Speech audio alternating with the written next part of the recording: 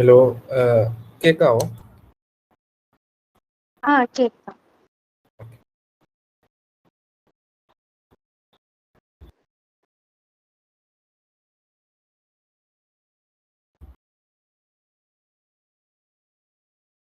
നമുക്കൊരു 8:05 വരെ വെയിറ്റ് ചെയ്യാം. എന്നിട്ട് സ്റ്റാർട്ട് ചെയ്യാം. ഓക്കെ വരുന്നു.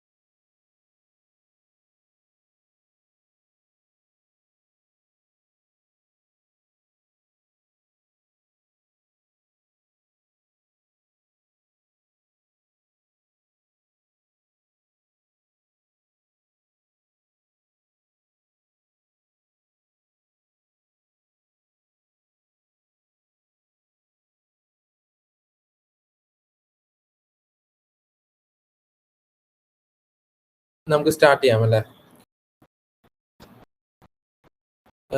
Hi all, good evening. So ഇന്ന് നമ്മുടെ beginner series 2.0 check point 4 start ചെയ്യാണ്. And the first session is on Terraform and we have Kittu Sabu from StackGenie over here. Over to you കിട്ടു.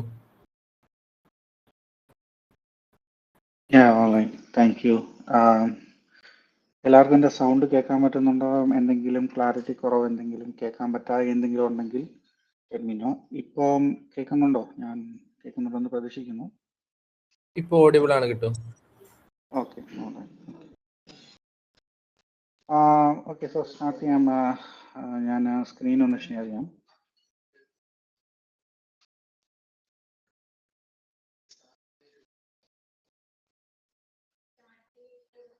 സ്ക്രീൻ കാണുന്നുണ്ടോ? Okay, desktop ആയിരിക്കും. Okay, so ഒരു presentation കാണുന്നുണ്ടായിരിക്കുമല്ലോ അല്ലേ? Sound എന്തെങ്കിലും ഉണ്ടെങ്കിൽ, ഇപ്പം ഞാൻ സംസാരിക്കുന്നത് കേൾക്കുന്നില്ല, ഇൻ എനി കേസ് ഇപ്പോൾ പറഞ്ഞ എന്തെങ്കിലും ഇഷ്യൂസ് ഉണ്ടെങ്കിൽ അറിയിക്കുക. നമുക്ക് ഫിക്സ് ചെയ്തിട്ട് മുമ്പോട്ട് പോകാം. ആൻഡ് ഈ സെഷനകത്ത് ഇടയ്ക്ക് എന്തെങ്കിലും ഡൗട്ടുകൾ ഉണ്ടെങ്കിൽ we can stop me, questions ചോദിക്കാം.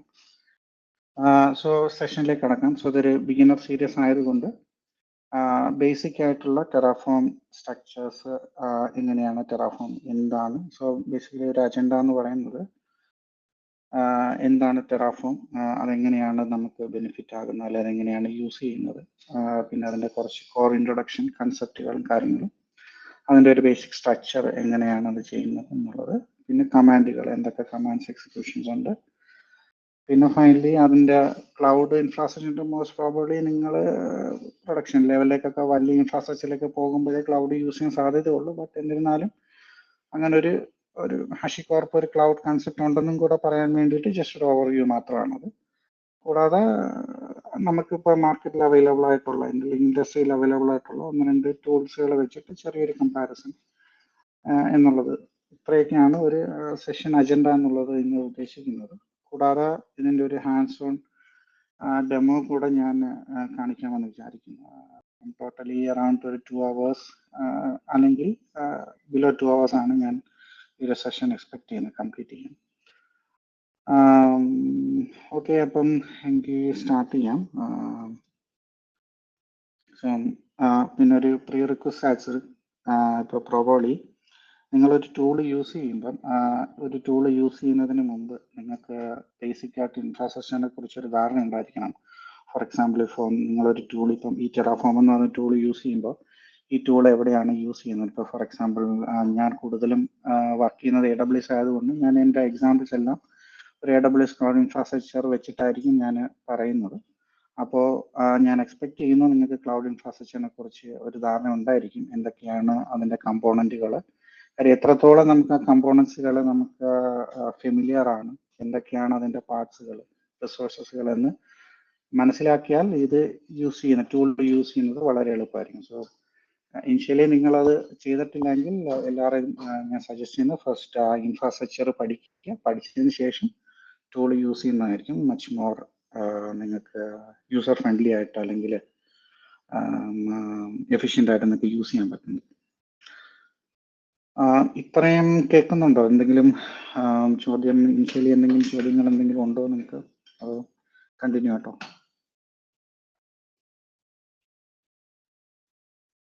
കുഴപ്പമില്ല, കണ്ടിന്യൂ. ശരി, thank you. So basically, Terraform is an infrastructure tool, infrastructure as a code. So അതൊരു ഇൻഫ്രാസ്ട്രക്ചർ ഡെവലപ്പ് ചെയ്യാനും ബിൽഡ് ചെയ്യാനും ഡിപ്ലോയ് ചെയ്യാനും യൂസ് ചെയ്യുന്നതാണ് ബേസിക്കലി ടെറാഫോം എന്ന് പറയുന്നത്.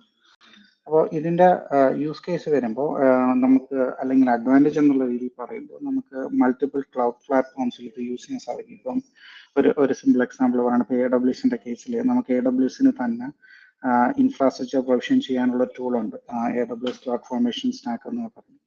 അപ്പം ഈ ഒരു ടൂള് വെച്ചും നമുക്ക് AWSൻ്റെ ഇൻഫ്രാസ്ട്രക്ചർ നമുക്ക് പ്രൊവിഷൻ ചെയ്യാം. പക്ഷേ അതിൻ്റെ ഒരു ഡിസഡ്വാൻറ്റേജ് എന്ന് പറയുന്നത്, നമുക്കതൊരു AWS ക്ലൗഡ് ഇൻഫ്രാസ്ട്രക്ചർ മാത്രമേ അതുകൊണ്ട് നമുക്ക് ഡിപ്ലോയ് ചെയ്യാൻ പറ്റൂ. മറ്റൊരു cloud infrastructure like GCP, Azure or any other providers നമുക്കത് ഡിപ്ലോയ് ചെയ്യാൻ സാധിക്കില്ല. ബട്ട് ടെറാഫോമിനെ സംബന്ധിച്ചോളം ഒരു അഡ്വാൻറ്റേജ് എന്ന് പറയുന്നത് ഇത് മൾട്ടി പ്ലാറ്റ്ഫോമിൽ നമുക്ക് യൂസ് ചെയ്യാൻ സാധിക്കും എന്നുള്ളതാണ്. സ്ട്രക്ചറുകളിനകത്തുള്ള ചെറിയ ബേസിക് പ്രൊവൈഡർ എന്നുള്ള കൺസെപ്റ്റുകളൊക്കെ എന്താണെന്നുള്ളത് നമുക്ക് ഈ ഒരു സെഷനിൽ നോക്കാം. അപ്പം അങ്ങനെയുള്ള കുറച്ച് കൺസെപ്റ്റുകൾ മാറുക എന്ന് മാത്രമല്ലാതെ ബട്ട് ബേസിക് ആയിട്ട് നമുക്കിതെല്ലാം ക്ലൗഡ് ഇൻഫ്രാസ്ട്രക്ചറിൽ യൂസ് ചെയ്യാൻ സാധിക്കും. പിന്നെ ഇത് വന്നിരിക്കുന്ന അല്ലെങ്കിൽ ഈ ഒരു ടൂള് ക്രിയേറ്റ് ചെയ്തിരിക്കുന്നത് HashiCorp എന്ന് പറയുന്ന ഒരു ഓർഗനൈസേഷനാണ്, ഒരു കോർപ്പറേഷനാണ്. സോ അവരുടെ ഒരു കോൺഫിഗറേഷൻ ലാംഗ്വേജ് ഉണ്ട്, ഒരു കൈൻഡ് ഓഫ് YAML അല്ല കൈൻഡ് ഓഫ് JSON എന്ന് പറയാം, ബട്ട് എക്സാക്ട്ലി നോട്ട് JSON. അതിനെ HashiCorp ലാംഗ്വേജ് എന്ന് തന്നെയാണ്, HCL ലാംഗ്വേജ് തന്നെയാണ് വിളിക്കുന്നത്. ആ ഒരു ലാംഗ്വേജിലാണ് അതിൻ്റെ സ്ട്രക്ചർ നമ്മൾ എഴുതുന്നത്. ഇപ്പോൾ നമ്മൾ കോഡ് എഴുതുന്നതാണ് എഴുതി പോകുന്നത്. പിന്നെ ഇതിൻ്റെ ബാക്ക് എൻഡ് നോക്കുകയാണെങ്കിൽ ഇത് ഡിപ്ലോയ് ചെയ്യാൻ ബാക്ക് എൻഡിൽ നടക്കുന്നതെല്ലാം കോലാങ് വെച്ചിട്ടാണ് ഇത് കണക്ഷൻസ് എല്ലാം എസ്റ്റാബ്ലിഷ് ചെയ്യുന്നത്. ഇപ്പം ഫോർ എക്സാമ്പിൾ AWSന്റെ കേസ് എടുത്തു കഴിഞ്ഞാൽ ഇപ്പോൾ AWSനകത്ത് നമുക്ക് APIs കാണും. ഇപ്പോൾ ഓരോ റിസോഴ്സസ് കണക്ട് ചെയ്യാൻ വേണ്ടിയിട്ടുള്ള APIs ആണ്. അപ്പോൾ ആ APIസിലേക്ക് നമ്മൾ ഇതിൻ്റെ SDKs, അതായത് ഡെവലപ്മെന്റ് കിറ്റുകളൊക്കെ വെച്ചിട്ടായിരിക്കും ഈ ബാക്ക് എൻഡിൽ ആക്സസ് ചെയ്യുന്നത്, റിസോഴ്സുകൾ ആക്സസ് ചെയ്യുന്നത്. എന്നിട്ട് അത് പ്രൊവിഷൻ ചെയ്യുന്ന ഇതാണ് ബാക്ക് എൻഡിലേക്ക് നടക്കുന്നത്. അപ്പം ഓർ ഡീറ്റെയിൽഡ് ആയിട്ട് നമ്മൾ അതിലേക്കൊന്നും പോകുന്നില്ല. ജസ്റ്റ് ബേസിക് ആയിട്ട് ഒരു യൂസർ ഇൻട്രാക്ഷൻ ഫ്രണ്ട് എൻഡിൽ ഒരു HCL ലാംഗ്വേജ് ആണ് നമ്മൾ യൂസ് ചെയ്യുന്നത് പറഞ്ഞു കൊടുക്കാൻ വേണ്ടിയിട്ട്. പിന്നെ ഇതിൻ്റെ സ്റ്റേറ്റ് ഉണ്ടായിരിക്കും. സ്റ്റേറ്റ് എന്ന് പറഞ്ഞു കഴിഞ്ഞാൽ ഒരു എക്സാമ്പിൾ പറയുകയാണെങ്കിൽ, ഇപ്പം ഞാനൊരു ഇൻഫ്രാസ്ട്രക്ചർ ബിൽഡ് ചെയ്യണം, അല്ലെങ്കിൽ ഞാനൊരു EC2 എന്ന് പറഞ്ഞു കഴിഞ്ഞാൽ AWSനകത്ത് ഒരു വെർച്വൽ മെഷീനാണ്. അപ്പോൾ ഞാനൊരു വെർച്വൽ മെഷീൻ ക്രിയേറ്റ് ചെയ്ത് കഴിഞ്ഞാൽ, വൺസ് ഞാൻ ക്രിയേറ്റ് ചെയ്ത് കഴിഞ്ഞാൽ നമുക്കത് ക്രിയേറ്റ് ആയി, അല്ലെങ്കിൽ ഇങ്ങനെ ഒരു റിസോഴ്സ് ഞാൻ ക്രിയേറ്റ് ആയത് നമ്മൾ എവിടെയെങ്കിലും എഴുതി വെച്ചിരിക്കണം എന്ന് പറഞ്ഞാൽ അതിൻ്റെ ഒരു ബാക്ക്ലോഗ് ഉണ്ടായിരിക്കണം. കാര്യം എങ്കിലും മാത്രം, ഇപ്പോൾ മൾട്ടിപ്പിൾ നമ്മൾ ടീമിൽ വർക്ക് ചെയ്യുമ്പോൾ ഞാനൊരു റിസോഴ്സ് ക്രിയേറ്റ് ചെയ്താൽ അത് ഞാൻ എവിടെയെങ്കിലും ഒരു ബാക്ക്ലോഗിൽ അങ്ങനെ ഒരു റിസോഴ്സ് ക്രിയേറ്റ് ചെയ്തിട്ടുണ്ട്, അതിൻ്റെ കോൺഫിഗറേഷൻസ് ഇതാണെന്ന് ഞാൻ എഴുതി വെച്ചില്ലെങ്കിൽ മറ്റൊരു യൂസറിന് അല്ലെങ്കിൽ മറ്റൊരു എഞ്ചിനീയറിന് അത് അറിയാൻ സാധിക്കത്തില്ല. അപ്പം നമുക്ക് ഇതിനൊക്കെ വേണ്ടിയിട്ടാണ്, അല്ലെങ്കിൽ ഇപ്പം നമുക്ക് ഒരു സ്റ്റേറ്റ് ഫയലിൽ നിന്ന് അല്ലെങ്കിൽ ഇതിൻ്റെ ഇങ്ങനെ ഒരു ഇൻഫ്രാസ്ട്രക്ചർ സെറ്റ് ചെയ്തിട്ടുണ്ട് എന്നുള്ളത് സ്റ്റേറ്റ് ഫയലിലേക്ക് സ്റ്റോർ ചെയ്യും. ഇപ്പം ഈ ഒരു ഫയല് വെച്ചിട്ടായിരിക്കും ടെറാഫോം വാലിഡേറ്റ് ചെയ്യുന്നത് ഇൻഫ്രാസ്ട്രക്ചർ, അതായത് ക്രിയേറ്റഡ് ആണോ. അതിന് ബേസിക്കലി പറഞ്ഞാൽ ഡിസൈഡ് സ്റ്റേറ്റും ഈ പറഞ്ഞ കണക്ക് അപ്ലൈഡ് സ്റ്റേറ്റും കൺസെപ്റ്റുകളുണ്ട്. അതായത് എന്താണോ ഡിസൈഡ് സ്റ്റേറ്റ്, ആ ഡിസൈഡ് സ്റ്റേറ്റ് ഈ സ്റ്റേറ്റ് ഫയലുമായിട്ട് വാലിഡേറ്റ് ചെയ്തിട്ട് അതിന് വേണ്ട ആപ്ലിക്കേഷൻ അല്ലെങ്കിൽ അതിന് വേണ്ട കോൺഫിഗറേഷൻസ് അപ്ലൈ ചെയ്യുകയാണ് ബേസിക്കലി ടെറാഫോം ചെയ്യുന്നത്. അപ്പോൾ ഒരു സ്റ്റേറ്റ് ഫയൽ ഉണ്ടായിരിക്കും, അതായത് ഞാൻ ക്രിയേറ്റ് ചെയ്ത റിസോഴ്സസും അതിൻ്റെ ഡീറ്റെയിൽസും കോൺഫിഗറേഷൻസും എല്ലാം സ്റ്റോർ ചെയ്യാൻ ഒരു ഫയൽ ഉണ്ടായിരിക്കും.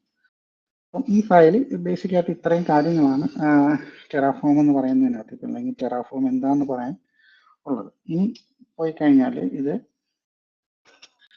എവിടേക്കാണ് യൂസ് ചെയ്യുന്നത്. സോ നമ്മൾ സംസാരിക്കുമ്പോൾ തന്നെ ഒരുവിധപ്പെട്ട ഞാൻ ഈ പറഞ്ഞ സ്പീഡ് ഓട്ടോമേഷൻ എന്നുള്ള കൺസെപ്റ്റ് പറഞ്ഞിട്ടുണ്ട്. അതായത് ഒരു മാനുവലി ഞാൻ പോയി ഒരു EC2 ഇൻസ്റ്റൻസ് ക്രിയേറ്റ് ചെയ്യണം, അതായത് വെർച്വൽ മെഷീൻ AWSൽ ക്രിയേറ്റ് ചെയ്യുകയാണെങ്കിൽ ഞാൻ ഓരോ കോളങ്ങൾ നമ്മൾ ക്ലിക്ക് ചെയ്യണം. ഇപ്പോൾ ഒരു 10 വെർച്വൽ മെഷീൻസ് ക്രിയേറ്റ് ചെയ്യേണ്ട അവസ്ഥ ഞാൻ 10 തവണയും ഡാഷ്ബോർഡിൽ പോകണം, കൺസോൾ അതിൻ്റെ ഓരോ ബട്ടണുകൾ ക്ലിക്ക് ചെയ്ത് തന്നെ ഞാൻ ക്രിയേറ്റ് ചെയ്യും. അപ്പോൾ ഇപ്പോൾ ഫോർ എക്സാമ്പിൾ ചിലപ്പോൾ ഞാനിങ്ങനെ 10 ക്രിയേറ്റ് ചെയ്ത് വരുന്ന ടൈമിൽ ചിലപ്പോൾ ആദ്യത്തെ ഒന്ന് ക്രിയേറ്റ് ചെയ്ത ചിലപ്പോൾ കോൺഫിഗറേഷൻസിനകത്ത് എനിക്ക് ഹ്യൂമൻ എറേഴ്സ് സംഭവിക്കും. ഇപ്പോൾ ചിലപ്പോൾ ഞാൻ ടൈപ്പ് ചെയ്ത ഇൻസ്റ്റൻസ് അല്ലെങ്കിൽ പേരുകൾ അതൊക്കെ ചിലപ്പോൾ മാറിപ്പോകാനും അത് പിന്നെ ഈ പ്രോസസ്സിൻ്റെ ഒരു ടൈമും നമുക്കൊരു എഫിഷ്യൻ്റ് ആയിട്ട് നമുക്കത് യൂട്ടിലൈസ് ചെയ്യാൻ സാധിക്കും. അപ്പം അങ്ങനെയൊക്കെയുള്ള സാഹചര്യങ്ങളിൽ ടെറാഫോം തന്നെയാണ് നമുക്ക് സ്പീഡ് ആൻഡ് ഓട്ടോമേഷന് വേണ്ടിയിട്ട് നമുക്ക് ഏറ്റവും കൂടുതൽ യൂസ്ഫുൾ ആകുന്നത്. പിന്നെ ഇതിൻ്റെ കൺസിസ്റ്റൻസിയാണ് കാര്യം. ഒരു ഒറ്റ കോഡ്, ഇപ്പം ഞാനൊരു VM ക്രിയേറ്റ് ചെയ്യാൻ ഒരു കോഡ് എഴുതി കഴിഞ്ഞാൽ ആ സെയിം കോഡ് കൊണ്ട് തന്നെ എനിക്ക് മൾട്ടിപ്പിൾ ഇൻഫ്രാസ്ട്രക്ചേഴ്സ് ചെയ്യാം. മൾട്ടിപ്പിൾ ഇൻഫ്രാസ്ട്രക്ചർ എന്ന് പറയുമ്പോൾ നമുക്ക് വേണമെങ്കിൽ എൻവയോൺമെന്റ് ആയിട്ട് കൺസിഡർ ചെയ്യാം. എൻവയോൺമെന്റ് എന്ന് ഞാൻ പറയുമ്പോൾ ഇപ്പോൾ ഒരു ഓർഗനൈസേഷൻ എടുത്തു കഴിഞ്ഞാൽ ഒരു ഓർഗനൈസേഷനിൽ ഒരു പ്രൊജക്ട് നമ്മൾ ഡെവലപ്പ് ചെയ്തുകൊണ്ടിരുമ്പോൾ അതിന് പല എൻവയോൺമെന്റ് കാണും, അല്ലെങ്കിൽ പല സ്റ്റേജുകളാണ്. അതിലൊന്നാമത്തെ സ്റ്റേജ് ആയിരിക്കും ഡെവലപ്മെന്റ് സ്റ്റേജ് വരുന്നത്, രണ്ടാമത്തെ സ്റ്റേജിങ് വേണമെങ്കിൽ മൂന്നാമത് പ്രൊഡക്ഷൻ സ്റ്റേജാണ് ബിസിനസ് പരമായിട്ടുള്ള കാര്യങ്ങൾ വരും. ഓക്കെ, അപ്പോൾ ഈ ഓരോ സ്റ്റേജിലും ഞാനിപ്പോൾ ഒരു സിംഗിൾ കോഡ് എഴുതി കഴിഞ്ഞാൽ എനിക്ക് ആ സിംഗിൾ കോഡ് കൊണ്ട് തന്നെ പല എൻവയോൺമെന്റുകൾ ഡിപ്ലോയ് ചെയ്യാൻ സാധിക്കും. സോ അപ്പം കൺസിസ്റ്റന്റ് ആയിട്ട് നമുക്ക് എൻവയോൺമെന്റുകൾ സെറ്റ് ചെയ്യാൻ സാധിക്കും. ഇപ്പോൾ ഓരോ എൻവയോൺമെന്റും തിയററ്റിക്കലി പറഞ്ഞാൽ വ്യത്യാസമില്ലെങ്കിലും ബട്ട് പ്രാക്ടിക്കലി ഒന്ന് രണ്ട് ചേഞ്ചസ് വരും. ഇപ്പോൾ ഒരു ഇൻസ്റ്റൻസ് ടൈപ്പ് ഡെവൽ യൂസ് ചെയ്യുന്നതായിരിക്കണമെന്നില്ല, പ്രൊഡക്ഷനിൽ വരും. ബട്ട് അങ്ങനെയുള്ള ചെറിയ മൈന്യൂട്ടായുള്ള ചേഞ്ച് ഒഴിച്ചു കഴിഞ്ഞാൽ ഒരുവിധം ഈ പറയുന്ന കോഡുകളിലെല്ലാം സെയിം സ്ട്രക്ചർ തന്നെയായിരിക്കും നമ്മൾ കാണുന്നത്. പിന്നെ ടീം, ഞാൻ നേരത്തെ പറഞ്ഞ കണക്ക് ടീം കൊളാബറേഷൻ ഉണ്ടാകും. ഞാൻ ക്രിയേറ്റ് ചെയ്ത ഒരു കോഡ് എവിഡൻ്റ് ആയിരിക്കും. കാര്യം ഞാൻ ഇങ്ങനെ റിസോഴ്സ് ക്രിയേറ്റ് ചെയ്തിട്ടുണ്ട്, ഞാൻ ആ ക്രിയേറ്റ് ചെയ്ത കോഡ് നമ്മൾ ഗിറ്റ് SCM ആയിരിക്കും നമ്മൾ യൂസ് ചെയ്യുന്നത്. അതിൽ പുഷ് ചെയ്ത് കഴിഞ്ഞാൽ ഏതൊരു എഞ്ചിനീയറും എൻ്റെ കൂടെ ടീമിൽ വർക്ക് ചെയ്യുന്ന ഒരു വ്യക്തിക്കും കാണാൻ സാധിക്കുന്നതായിരിക്കും ഇങ്ങനെയുള്ള എന്തൊക്കെയാണ് ഞാൻ അതിൽ ചേഞ്ചസ് വരുത്തിയത് അല്ലെങ്കിൽ അപ്ലൈ ചെയ്തിട്ടുള്ളത്. അപ്പോൾ അങ്ങനെയുള്ള ഒരു ടീം കൊളാബറേഷൻ നമുക്ക് ഇതിൽ യൂസ് ചെയ്യാൻ സാധിക്കും. പിന്നെ ഞാൻ ഓൾറെഡി പറഞ്ഞത് മൾട്ടി ക്ലൗഡ്. പിന്നെ കോസ്റ്റ് മാനേജ്മെന്റ് റിസോഴ്സസ് പറയുമ്പോൾ ഇപ്പം അതിലൊരു എക്സാമ്പിൾ പറയാൻ പറ്റുന്നത്, ഈ ഒന്ന് നമുക്കിത് ക്രിയേറ്റ് ചെയ്യാൻ എടുക്കുന്ന ടൈം കുറയ്ക്കാൻ പറ്റും. ബട്ട് അത് കോസ്റ്റുമായിട്ട് വളരെ റിലേറ്റഡ് അല്ല. ബട്ട് കോസ്റ്റ് വരുമ്പോൾ കൂടുതലും ഡിസ്ട്രോയ് ചെയ്യുന്ന ടൈമിലാണ്. ഇപ്പോൾ മാനുവലി ക്രിയേറ്റ് ചെയ്ത ഒരു റിസോഴ്സിന് എനിക്ക് മീൻസ് അതിനൊരു ബാക്ക്ലോഗ് ഉണ്ടായിരിക്കത്തില്ല ഒരിക്കലും. അല്ലെങ്കിൽ ഞാൻ മാനുവലി ഒരു ഡോക്യുമെന്റ് എടുത്തിട്ട് ഞാൻ ഇന്ന റിസോഴ്സ് ഇവിടെ ക്രിയേറ്റ് ചെയ്യുമെന്ന് ഞാൻ എഴുതി വെക്കാത്തിടത്തോളം കാലം അതിനൊരു ബാക്ക്ലോഗ് ഉണ്ടാകില്ല. അപ്പോൾ ഒരു 6 monthsന് ശേഷം ഇപ്പോൾ ഞാൻ അന്ന് ക്രിയേറ്റ് ചെയ്ത റിസോഴ്സ് ഡിലീറ്റ് ചെയ്യേണ്ട ഒരു അവസ്ഥ വരികയാണ്, ഡിസ്ട്രോയ് ചെയ്യേണ്ട ഒരു അവസ്ഥ വരികയാണെങ്കിൽ മോസ്റ്റ് പ്രോബബ്ലി ഞാൻ ഡിസ്ട്രോയ് ചെയ്യും. ബട്ട് എന്നിരുന്നാലും സംടൈംസ് എവിടെങ്കിലും എന്തെങ്കിലും റിസോഴ്സസ് ഞാൻ മിസ് ഔട്ട് ആവാൻ സാധ്യതയുണ്ട്. ഇതൊക്കെ നമ്മൾ സംസാരിക്കുമ്പോൾ ഒരു ചെറിയ ഇൻഫ്രാസ്ട്രക്ചറിൽ ഈ പറയുന്ന കൺസെപ്റ്റുകളൊന്നും ബാധകം വരില്ല. ബട്ട് ഒരു മൂവിങ് ഓൺ ഒരു ഹ്യൂജ് ഓർഗനൈസേഷൻസിലേക്ക് നിങ്ങൾ ചെല്ലുമ്പോൾ അവിടെയായിരിക്കും കൂടുതലും ഇതിൻ്റെ ഈ പറയുന്ന കൺസെപ്റ്റുകൾ നമുക്ക് പ്രാക്ടിക്കലായിട്ട് വരുന്നത്. അപ്പോൾ അത് ഒന്ന്. പിന്നെ കംപ്ലയൻസ് ആൻഡ് സെക്യൂരിറ്റി എന്ന് പറയുമ്പോൾ ഇപ്പോൾ നമ്മൾ ഈ ഉപയോഗിക്കുന്ന ഇപ്പം മാനുവലി എന്ന് ഞാൻ നേരത്തെ പറഞ്ഞ കണക്ക് മാനുവലി ഞാൻ ക്രിയേറ്റ് ചെയ്യുമ്പോൾ ഈ പറയുന്ന കണക്ക് എനിക്ക് മിസ്റ്റേക്സ് ഹ്യൂമൻ എറേഴ്സ് സംഭവിക്കും. ഇപ്പോൾ ഒരു സെക്യൂരിറ്റി ഗ്രൂപ്പ് അല്ലെങ്കിൽ ഞാനൊരു പോർട്ട് ഓപ്പൺ ചെയ്യുന്ന പറഞ്ഞാൽ എൻ്റെ ഇൻസ്റ്റൻസിലേക്ക് പുറത്തു നിന്ന് ഒരു യൂസറെ കണക്ട് ചെയ്യാൻ വേണ്ടിയിട്ട് ഒരു പോർട്ട് ഓപ്പൺ ചെയ്യുന്നത് മേ ബി ഞാനൊരു 10 എണ്ണം ക്രിയേറ്റ് ചെയ്യുന്ന ടൈമിൽ എനിക്ക് മിസ്റ്റേക്സ് സംഭവിക്കും. ഞാൻ മറന്നു പോകാം, അല്ലെങ്കിൽ ഞാൻ പോർട്ട് ഓപ്പൺ ചെയ്യുന്നത് വൈഡായി പബ്ലിക്കലായി പോകാം. അപ്പം അങ്ങനെയുള്ള എറർസ് ഒക്കെ സംഭവിക്കുന്ന സാധനം. അപ്പം ആ കേസസ് വരുമ്പോഴും ഈ സെക്യൂരിറ്റി സ്റ്റാൻഡേർഡ് പോയിന്റിൽ എപ്പോഴും നമ്മൾ കോഡുകൾ അല്ലെങ്കിൽ ഇൻഫ്രാസ്ട്രക്ചർ ആസ് എ കോഡ് എന്ന് പറയുന്ന ടൂളുകൾ യൂസ് ചെയ്യുന്നത് തന്നെയാണ് എപ്പോഴും അഡ്വാൻറ്റേജ്. കാര്യം അതിന് ഒരു സെക്യൂരിറ്റി സ്റ്റാൻഡേർഡ് കൺസിസ്റ്റന്റ് ആയിട്ട് നമുക്ക് അക്രോസ് ഓൾ എൻവയോൺമെന്റ്സിൽ നമുക്ക് ഡിപ്ലോയ് ചെയ്യാൻ സാധിക്കും. ബേസിക്കലി ഇത്രയാണ് ടെറാഫോം എന്നുള്ള ഒരു ടൂളിൻ്റെ എന്താണ് ടെറാഫോം, എന്തുകൊണ്ട് എന്നുള്ള 2 ചോദ്യങ്ങൾക്കുള്ള ഒരു മറുപടി വരുന്നത്. ഇപ്പൊ ഈ 2 സ്ലൈഡ് കഴിയുമ്പോൾ നിങ്ങൾക്ക് എന്തെങ്കിലും ഡൗട്ടുകളുണ്ടോ? ഇതിൻ്റെ എന്തിനാണ് ഇത് ഉപയോഗിക്കുന്നത് എന്നുള്ള ഡൗട്ടുകളോ എന്തെങ്കിലും ചോദ്യങ്ങളോ ഉണ്ടോ?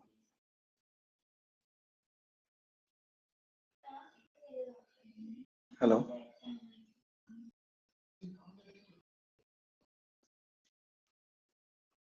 ഇല്ല. ഓക്കെ. So moving on. ഇനി ഇതിന്റെ കോർ കൺസെപ്റ്റ്സിലേക്കാണ് പോകുന്നത്. അതായത് എന്തൊക്കെയാണ് ടെറാഫോമിനകത്ത് ഇൻക്ലൂഡ് ചെയ്തിട്ടുള്ളത്. ഇപ്പം ഞാനിവിടെ സ്ലൈഡ് മാത്രമാണ് കാണിക്കുന്നത്. കുറച്ചും കൂടെ ഞാനിത് ഡീറ്റെയിൽഡ് ആയിട്ട് ഡെമോ ചെയ്യുമ്പോഴത്തേക്ക് ഈ പറയുന്ന പ്രൊവൈഡേഴ്സ് റിസോഴ്സ് എന്തൊക്കെയാണെന്നുള്ള ബ്ലോക്കുകൾ നമുക്ക് പരിചയപ്പെടാം.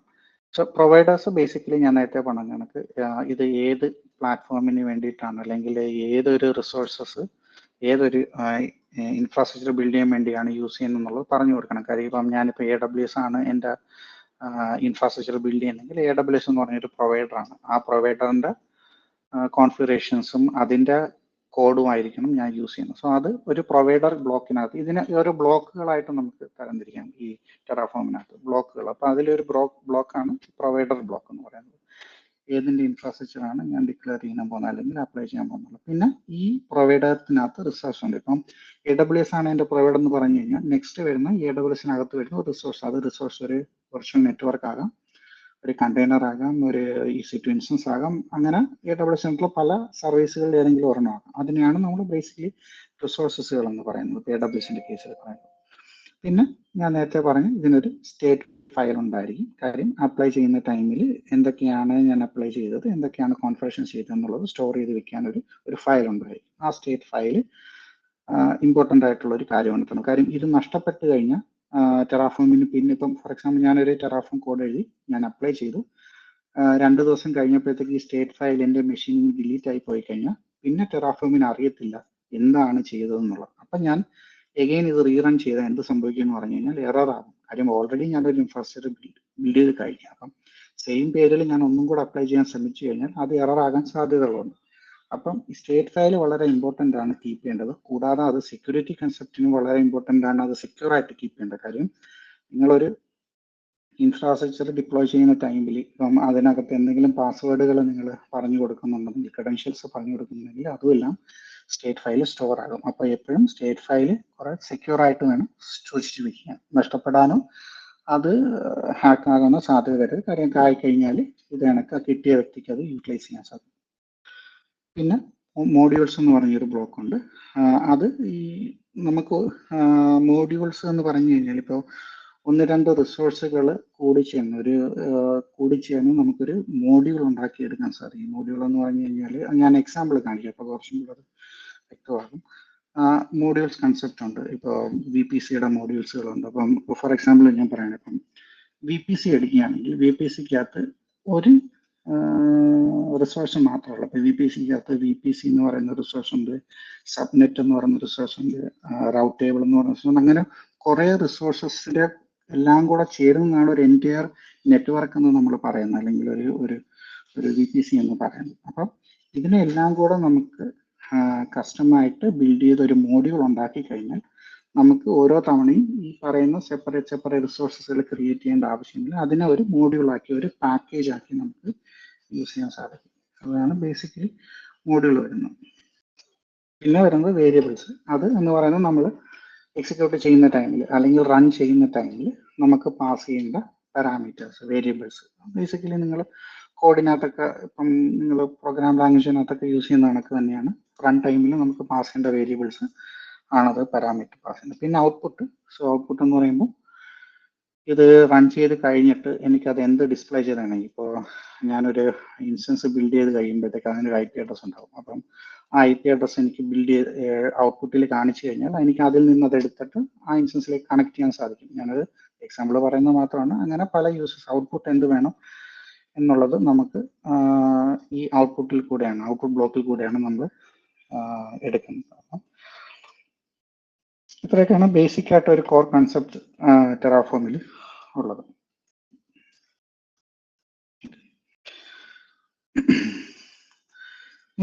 സോ ഇത് ആണ് ഒരു ടെറാഫോം ഡയറക്ടറി നമ്മൾ ക്രിയേറ്റ് ചെയ്യുമ്പോൾ, ഒരു പ്രൊജക്റ്റ് ക്രിയേറ്റ് ചെയ്യുമ്പോൾ അതിനകത്ത് വരുന്ന ഒരു ബേസിക് സ്ട്രക്ചറുകൾ. ഇതിൽ ഒരു കാര്യം നിങ്ങൾ ശ്രദ്ധിക്കേണ്ടത്, ടെറാഫോമിന് ഫയൽ നെയിം മാൻഡേറ്ററി അല്ല. ഫയൽ നെയിം പറയാൻ നമുക്ക് EDA കൊടുത്തേക്ക് നമുക്ക് mean.tf, variables.tf അല്ലെങ്കിൽ output.tf എന്ന് പറഞ്ഞ് ക്രിയേറ്റ് ചെയ്യേണ്ട ഒരു ആവശ്യമില്ല. ഫയൽ നെയിം മാൻഡേറ്ററി അല്ല, ബട്ട് എക്സ്റ്റൻഷൻ മാൻഡേറ്ററി ആണ്. കാര്യം .tf എന്ന് പറയുന്ന എക്സ്റ്റൻഷനിലായിരിക്കും അത് ഫയലുകൾ റീഡ് ചെയ്യുന്നത്. അപ്പം ഫയൽ നെയിം നിങ്ങൾക്ക് എന്തും കൊടുക്കാം, അത് മെയിൻ എന്ന് പറഞ്ഞ് കൊടുക്കണമെന്നൊന്നുമില്ല. അത് നിങ്ങൾക്ക് ഇഷ്ടമുള്ള കണക്ക് ഫയൽ നെയിം കൊടുക്കാം, ബട്ട് എക്സ്റ്റൻഷൻ പ്രോപ്പർ ആയിരിക്കണം. ഓക്കെ, അപ്പം ഇതിൽ ഒരു ബേസിക് സ്ട്രക്ചറിൽ കാണിച്ചിരിക്കുന്നതേ ഉള്ളൂ. മെയിൻ വേരിയബിൾസ്, ഔട്ട്പുട്ട്, ഇങ്ങനെയായിരിക്കും ഒരു സ്ട്രക്ചർ ഉണ്ടാക്കുന്നത്. അപ്പം ഈ സ്ട്രക്ചർ നമ്മൾ ഡെമോ ചെയ്യുമ്പോഴത്തേക്ക് ഞാനത് കുറച്ചും കൂടെ എക്സ്പ്ലെയിൻ ചെയ്യാം. അപ്പം നേരത്തെ നമ്മൾ കണ്ട നേരത്തെ നമ്മൾ പറഞ്ഞ കാര്യങ്ങൾ തന്നെയാണ് ഇതിൽ കാണിച്ചിരിക്കുന്നത്. ഇതായിരിക്കും അതിൻ്റെ ഒരു ബേസിക് സ്ട്രക്ചർ എന്നുള്ളതാണ്. ഇതിൽ തന്നെ പല മാറ്റങ്ങൾ വരുന്നത്. ഇപ്പോൾ ഞാൻ ഗിറ്റ് യൂസ് ചെയ്യുന്ന ടൈമിൽ നിങ്ങൾക്ക് ഇപ്പോൾ ഇവിടെ ഒരു പ്രൊജക്റ്റ് നോക്കി, ഈ ഒരു പ്രൊജക്റ്റിനകത്ത് തന്നെയാണ് നിങ്ങളുടെ പ്രൊജക്റ്റിൻ്റെ റിലേറ്റഡ് ആയിട്ടുള്ള മെയിൻ TF വേരിയബിൾസും വരുന്നത്. അത് കൂടാതെ മോഡ്യൂൾസ് എന്ന് പറഞ്ഞാൽ മറ്റൊരു ഡയറക്ടറി നിങ്ങൾക്ക് ഇതിനകത്ത് കാണാൻ സാധിക്കുന്നതാണ്. അപ്പം ഇത് ഒരു സിംഗിൾ പ്രൊജക്റ്റിനകത്ത് തന്നെ നമ്മുടെ മോഡ്യൂൾസും കൂടെ ഇൻക്ലൂഡ് ചെയ്യുന്നതാണ്. ഇത് കൂടാതെ ഇത് ചെയ്തല്ലാതെ വേറെ രീതിയിൽ ചെയ്യുകയാണെങ്കിൽ നമുക്ക് ഓരോ പ്രൊജക്റ്റിനും ഇപ്പം ഇതൊരു പ്രൊജക്റ്റ് എന്ന് പറഞ്ഞൊരു ഡയറക്ടറി, മറ്റൊന്ന് എനിക്ക് മോഡ്യൂൾസ് എന്ന് പറഞ്ഞിട്ടൊരു ഡയറക്ടറി ഉണ്ടാക്കാൻ സാധിക്കും. വേറെ പ്രൊജക്ട് 2 എന്ന് പറഞ്ഞിട്ടൊരു ഡയറക്ടറിന് സാധിക്കും. എന്നിട്ട് ഈ പ്രൊജക്ട് 1ഉം പ്രൊജക്ട് 2നെയും എനിക്ക് മോഡ്യൂൾസ് എന്ന് പറഞ്ഞ ഡയറക്ടറി ആയിട്ട് ലിങ്ക് ചെയ്യാൻ സാധിക്കും. അപ്പോൾ അങ്ങനത്തെ സ്ട്രക്ചറുകളൊക്കെ നമുക്ക് ബിൽഡ് ചെയ്യാൻ സാധിക്കും. ഇതെല്ലാം നിങ്ങളുടെ റിക്വയർമെന്റ് അനുസരിച്ചും ഓർഗനൈസേഷൻ്റെ നെസസിറ്റി അനുസരിച്ചിട്ടായിരിക്കും നമ്മളത് സ്ട്രക്ചർ ചെയ്യുന്നത്. എങ്ങനെയാണെന്നുള്ളത് ഇതൊരു ബേസിക് ടെറാഫോമിന്റെ സ്ട്രക്ചർ മാത്രമാണ്. ഇതിൽ പിന്നെ കാണിച്ചിരിക്കുന്നത് താഴത്തെ 2 ഫയലുകൾ, അല്ലെ ഒരു ഫയൽ ഒരു ഡയറക്ടറി എന്ന് പറയുന്നത്. ഇപ്പോൾ ഈ ടെറാഫോമിനകത്ത് ഞാൻ കമാൻഡുകളിലേക്ക് വരും. ടെറാഫോമിനകത്ത് വന്നിട്ട് കമാൻഡുകളൊക്കെ ഉണ്ട്. ഇനിഷ്യലൈസ്, പ്ലാൻ, ഡിപ്ലോയ്, അപ്ലൈ എന്നൊക്കെ പറയുന്ന കമാൻഡുകളുണ്ട്. അപ്പം ഇനിഷ്യലൈസ് ചെയ്യുന്ന ടൈമിൽ കുറച്ച് പാക്കേജുകൾ അത് ഡൗൺലോഡ് ചെയ്യുകയും സേവ് ചെയ്യുകയൊക്കെ ചെയ്യുന്നുണ്ട്. അങ്ങനെയുള്ള പാക്കേജ് ഡൗൺലോഡ് ചെയ്യുന്നതൊക്കെയാണ് ഈ .terraform ഫയലിനകത്ത് ഡയറക്ടറിക്കകത്ത് വരുന്നത്. പിന്നെ terraform.tf സ്റ്റേറ്റ് എന്ന് പറഞ്ഞാൽ ഞാൻ നേരത്തെ പറഞ്ഞു സ്റ്റേറ്റ് ഫയൽ. അതിനകത്തായിരിക്കും നിങ്ങളുടെ ഇൻഫ്രാസ്ട്രക്ചറിനെ കുറിച്ചുള്ള കോൺഫിഗറേഷൻസും ഡീറ്റെയിൽസും എല്ലാം കാണുന്നത്. അതാണ് ഒരു ബേസിക് ഫയൽ സ്ട്രക്ചർ. ഒരു ഫയൽ ക്രിയേറ്റ് ചെയ്യുന്ന ടൈമിൽ അതിനകത്ത് യൂസ് ചെയ്യുന്ന ഈ കാണുന്ന ഒരു കോഡാണ് HCL സിൻടാക്സ് എന്ന് പറയുന്നത്. HashiCorp ലാംഗ്വേജ് എന്ന് പറയുന്നത് സിൻടാക്സ് യൂസ് ചെയ്യുന്ന രീതി. അതിൽ ഞാൻ നേരത്തെ പറഞ്ഞ കണക്ക് നമ്മൾ ഫസ്റ്റ് കണ്ട കണക്ക് ബ്ലോക്കുകളുണ്ട്. അതിൽ ഒന്ന് പ്രൊവൈഡർ ബ്ലോക്ക് ഉണ്ട്, മറ്റൊന്ന് റിസോഴ്സ് ബ്ലോക്ക് ഉണ്ട്. ഇനി അതിനകത്ത് വേരിയബിൾസ് ബ്ലോക്ക് വരാം, ഔട്ട്പുട്ടിൻ്റെ ഒരു ബ്ലോക്ക് വരാം. അങ്ങനെ ഒരുപാട് ലോക്കൽസ് എന്ന് പറയുന്ന ബ്ലോക്ക് ഉണ്ട്, ഡേറ്റ ബ്ലോക്കുകളുണ്ട്. അങ്ങനെ പല ബ്ലോക്കുകൾ നമുക്ക് ഇതിനകത്ത് ഇൻക്ലൂഡ് ചെയ്യാൻ സാധിക്കും. അതിൽ തുടക്കം കാണിച്ചിരിക്കുന്ന ഒരു പ്രൊവൈഡർ AWS ആണ്. അതിൻ്റെ പാരാമീറ്ററുകൾ പാസ് ചെയ്യുന്നു. അതിനുശേഷം ഒരു റിസോഴ്സ് ബ്ലോക്ക് കാണിച്ചിരിക്കുന്നു. അതിനകത്ത് ഒരു ഇൻസ്റ്റൻസ് ആണ് ക്രിയേറ്റ് ചെയ്യുന്നത്. അതിൻ്റെ പാരാമീറ്റേഴ്സുകൾ പാസ് ചെയ്യുന്നു.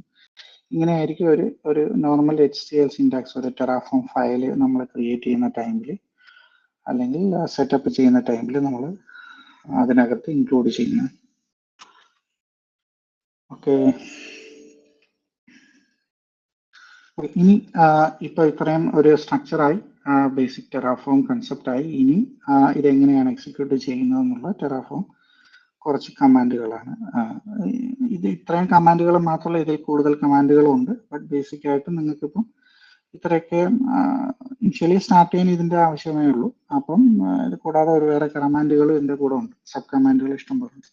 ബട്ട് ഇതിനെല്ലാം ഒരു മെയിൻ കമാൻഡ് എന്ന് പറയുന്നത് ടെറാഫോം ആയിരിക്കും. ടെറാഫോമിന് ശേഷം വരുന്ന ഇനിറ്റ്, വാലിഡേറ്റ്, സബ് കമാൻഡുകൾ മാറിക്കൊണ്ടിരിക്കും. അപ്പോൾ ഇനിഷ്യലി തുടങ്ങിയാണ് ടെറാഫോം ഇനിറ്റ് എന്ന് പറയുന്നതാണ് നമ്മളിപ്പോൾ ഒരു ടെറാഫോം പ്രോജക്റ്റ് സെറ്റപ്പ് ചെയ്ത് കഴിഞ്ഞിട്ട് ആദ്യം ചെയ്യുന്നത്. ഇനിഷ്യലൈസ് എന്ന് പറഞ്ഞു കഴിഞ്ഞാൽ ചെയ്യുന്നത്, നമ്മൾ ഒരു ടെറാഫോം ബ്ലോക്ക് എഴുതി കഴിഞ്ഞാൽ, പ്രൊവൈഡർ ബ്ലോക്ക്, റിസോഴ്സ് ബ്ലോക്ക് എഴുതി കഴിഞ്ഞാൽ ഇതിന് ആവശ്യമായ എല്ലാ കോൺഫിഗറേഷൻസും ഡൗൺലോഡ് ചെയ്ത് സ്റ്റോർ ചെയ്യുന്ന, അല്ലെങ്കിൽ പ്ലഗിൻസ് സ്റ്റോർ ചെയ്യുന്ന ഒരു പ്രോസസ്സാണിത്.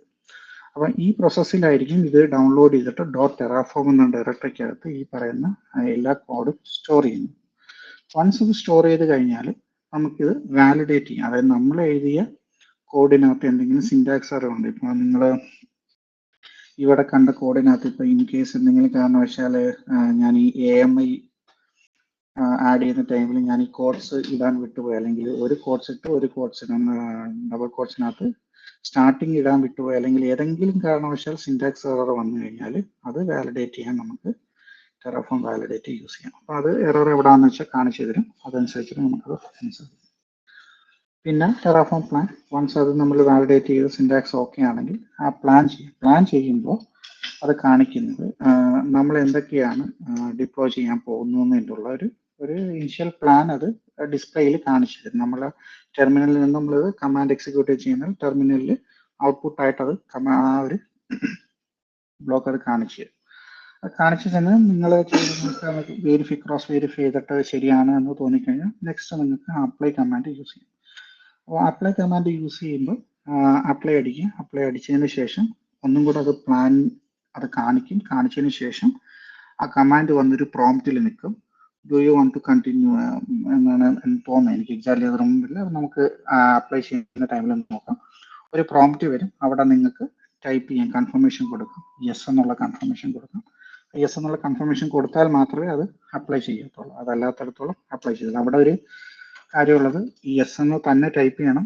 നിങ്ങൾ വൈ എന്ന് ടൈപ്പ് ചെയ്താലോ വേറെ എന്ത് ടൈപ്പ് ചെയ്താലോ അത് നെക്സ്റ്റ് അല്ലെങ്കിൽ അപ്ലൈ പോകത്തില്ല. യെസ് എന്ന് തന്നെ കൃത്യമായിട്ട് ടൈപ്പ് ചെയ്യണം. ടൈപ്പ് ചെയ്താൽ മാത്രമേ അത് അപ്ലൈ ചെയ്യുള്ളൂ. അപ്പോൾ അപ്ലൈ ചെയ്യാന്ന് പറഞ്ഞാൽ ഡിപ്ലോയ് ചെയ്യുക എന്നുള്ളതാണ്, ഇൻഫ്രാസ്ട്രക്ചർ ക്രിയേറ്റ് ചെയ്യാൻ സ്റ്റാർട്ട് ചെയ്യുക എന്നുള്ളതാണ്. അതാണ് മെയിനായിട്ട് വരുന്നത്. പിന്നെ ഡിസ്ട്രോയ്, വൺസ് നിങ്ങൾക്ക് ഈ ഇൻഫ്രാസ്ട്രക്ചറിൻ്റെ ഉപയോഗം കഴിഞ്ഞാൽ നിങ്ങൾക്കത് ഓട്ടോമാറ്റിക് അല്ലെങ്കിൽ അത് ഡിസ്ട്രോയ് ചെയ്യാനുള്ള കമാൻഡ് ടെറാഫോം ഡിസ്ട്രോയ് ചെയ്ത ടൈമിൽ ഇതേ കണക്ക് പ്രോംപ്റ്റ് വരും, കൺഫർമേഷൻ ചോദിക്കും. കൺഫർമേഷൻ കൊടുത്താൽ മാത്രമേ അത് ഡിസ്ട്രോയ് ചെയ്യത്തുള്ളൂ. ഈ ടെറാഫോം അപ്ലൈക്കും ഡിസ്ട്രോയ്ക്കുമാണ് കൺഫർമേഷൻ ചോദിക്കുന്നത്. പ്ലാനിന് കൺഫർമേഷൻ ചോദിക്കത്തില്ല, ബിക്കോസ് അത് ആക്ച്വൽ എക്സിക്യൂഷൻ ചെയ്യുന്നില്ല. ജസ്റ്റ് ഒരു പ്ലാൻ ചെയ്യുകയും അത് ഡിസ്പ്ലേ ചെയ്യുകയും മാത്രമേ ഉള്ളൂ. അത് കഴിഞ്ഞാൽ ടെറഫോം സ്റ്റേറ്റ് എന്ന് പറയുമ്പോൾ ഇപ്പോൾ നിങ്ങൾ ഇപ്പോൾ നേരത്തെ ക്രിയേറ്റ് ചെയ്ത അല്ലെങ്കിൽ ഡിപ്ലോയ് ചെയ്ത ഇൻഫ്രാസ്ട്രക്ചറിൻ്റെ സ്റ്റേറ്റ് ലിസ്റ്റ് ചെയ്യാനും അല്ലെങ്കിൽ അതിനകത്ത് സ്റ്റേറ്റ് ഫയലിനകത്ത് എന്താണ് കിടക്കുന്നതെന്ന് നിങ്ങൾക്ക് കാണാനും നിങ്ങൾക്ക് ഈ കമാൻഡ് യൂസ് ചെയ്യാം. ഇതൊരു ഓപ്ഷനാണ്. അതല്ലെങ്കിൽ നിങ്ങൾക്ക് ഡയറക്റ്റ് ഫയൽ ഓപ്പൺ ചെയ്താലും നിങ്ങൾക്ക് അതിനകത്തുള്ള പാരാമീറ്റർ മീൻസ് കോൺഫിഗറേഷൻസ് എല്ലാം കാണാൻ സാധിക്കുന്നതാണ്. അപ്പം അത് യൂസ് കേസ് അനുസരിച്ചിട്ടാണ് നമ്മളത് ഉപയോഗിക്കുന്നത്. അപ്പം ബേസിക്കായിട്ട് ഇത്രയൊക്കെയാണ് ടെറാഫോം കമാൻഡ്സ് ഉള്ളത്. ഇനി ഇതിൻ്റെ കൂടെ ടെറാഫോം FMT എന്ന് പറഞ്ഞൊരു കമാൻഡ് ഉണ്ട്, ഫോർമാറ്റ് എന്ന് പറഞ്ഞൊരു കമാൻഡ് ഉണ്ട്. അത് യൂസ് ചെയ്യുന്നത് എന്തിനാന്ന് പറഞ്ഞു കഴിഞ്ഞാൽ ഇപ്പോൾ ഈ ഒരു ബ്ലോക്കിൽ വരുമ്പോൾ ഇപ്പം ഞാൻ AMAക്ക് ശേഷം ഒരു EC2 ഉണ്ട്. അപ്പോൾ EC2 ഞാൻ ഇവിടെ നിങ്ങൾക്ക് ഒരു ഗ്യാപ്പ് കാണാൻ സാധിക്കും, ഇത്ര ഒരു ഗ്യാപ്പ് ഉണ്ട്. അപ്പം ഒരു ഫോർമാറ്റ് ചെയ്യുമ്പോൾ ഇപ്പോൾ നോർമലി നമ്മൾ ചിലപ്പോൾ ടൈപ്പ് ചെയ്ത് പോകുമ്പോൾ ഈ ഗ്യാപ്പുകളൊന്നും നമ്മൾ ശ്രദ്ധിക്കത്തില്ല. AMI ഒരു സിംഗിൾ സ്പേസ് AMI തന്നെ നമ്മൾ ടൈപ്പ് ചെയ്ത് പോകും. അപ്പം സ്ട്രക്ചർ കണ്ടു കഴിഞ്ഞാൽ ഒരു പ്രോപ്പർ ബ്ലോക്കിൽ നമുക്ക് ആയിരിക്കത്തില്ല അടുക്കി പോകുന്നത്. അപ്പം അങ്ങനെയുള്ള ഫോർമാറ്റ് നമുക്ക് ടെറാഫോം കമാൻഡ് വെച്ച് തന്നെ ചെയ്യാൻ സാധിക്കും. അതിന് വേണ്ടിയിട്ടാണ് ടെറാഫോം ഫോർമാറ്റ് ബേസിക്കലി പറഞ്ഞാൽ ലിൻഡിങ് നമുക്ക് ചെയ്യാൻ സാധിക്കും ടെറാഫോം ഫോർമാറ്റ് വെച്ചിട്ട്. അപ്പം അങ്ങനെ അതുകൂടാതെ കുറേ കമാൻഡ്സുകളും കൂടെ ഉണ്ട്. കൺസോൾ എന്നൊക്കെ പറയുന്ന കമാൻഡുകളുണ്ട്. അത് മൂവിങ് ഓൺ നിങ്ങൾ ടെറാഫോമിൻ്റെ ഡോക്യുമെന്റേഷൻ വെരിഫൈ ചെയ്ത് കഴിഞ്ഞാൽ നിങ്ങൾക്ക് ഇതെല്ലാം കാണാൻ സാധിക്കും. അപ്പം ഇത്രയാണ് ബേസിക് ആയിട്ട് ടെറാഫോമിൻ്റെ സ്ട്രക്ചർ, കൺസെപ്റ്റ്, പിന്നെ അതിൻ്റെ കമാൻഡ്സുകളെല്ലാം വരുന്നത്. ഇനി ഇതിലുള്ളത് ടെറാഫോം ക്ലൗഡ്. ഞാൻ നേരത്തെ പറഞ്ഞ കണക്ക് ടെറാഫോം ക്ലൗഡ് എന്ന് പറഞ്ഞിട്ട് ഒരു കൺസെപ്റ്റ് ഉണ്ട്. ഇത് ടെറാഫോം ക്ലൗഡ് ബേസിക്കലി യൂസ് ചെയ്യുന്നത് ഇപ്പോൾ നിങ്ങൾക്ക് ഈ സ്റ്റേറ്റ് ഫയലുകൾ ക്രിയേറ്റ് ചെയ്യാനും മൾട്ടിപ്പിൾ എൻവയോൺമെന്റ്സുകൾ ഡിപ്ലോയ് ചെയ്യാനും വർക്ക് സ്പേസുകൾ ഉണ്ടാക്കാനും അങ്ങനെയുള്ള കൺസെപ്റ്റുകൾക്ക് വേണ്ടിയിട്ടാണ് ടെറാഫോം സ്റ്റേറ്റ് ഫയലുകൾ ക്ലൗഡുകൾ ടെറാഫോം ക്ലൗഡ് യൂസ് ചെയ്യുന്നത്. മോസ്റ്റ് പ്രോബബ്ലി മേ ബി വലിയ ഓർഗനൈസേഷൻസ് വരുമ്പോഴത്തേക്ക് മേ ബി നിങ്ങൾ യൂസ് ചെയ്യാം. ബട്ട് ഒരു സ്റ്റാർട്ടിങ് സെൽഫ് പ്രൊജക്റ്റുകൾ ക്രിയേറ്റ് ചെയ്യുന്ന ടൈമിൽ ക്ലൗഡിൻ്റെ ആവശ്യകത വരാൻ സാധ്യത കുറവാണ്. ബട്ട് എന്നിരുന്നാലും നിങ്ങൾക്ക് യൂസ് ചെയ്യാൻ സാധിക്കും.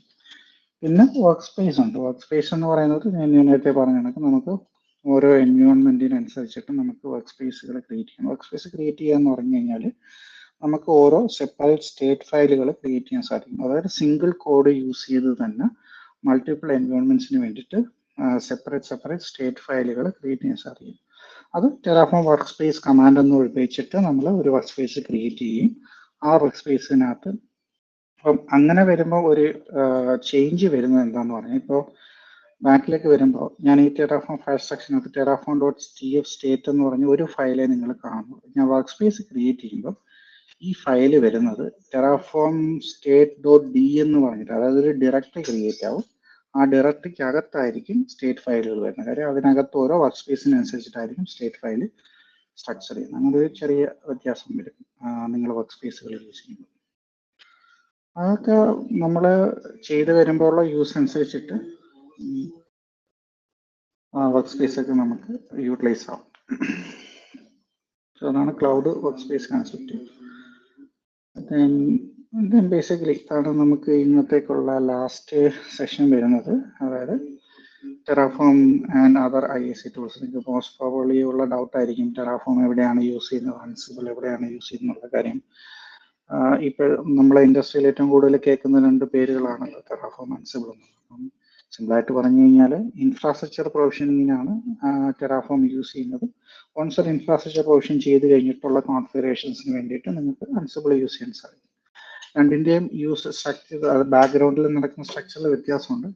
അൻസിബിൾ വർക്ക് ചെയ്യുന്നത് SSH-ലാണ്. SSH പോർട്ട് അല്ലെങ്കിൽ SSH കമ്മ്യൂണിക്കേഷനാണ് നടക്കുന്നത്. അതേസമയം ടെറാഫോം വർക്ക് ചെയ്യുന്ന രീതിയിൽ വ്യത്യാസമുണ്ട്.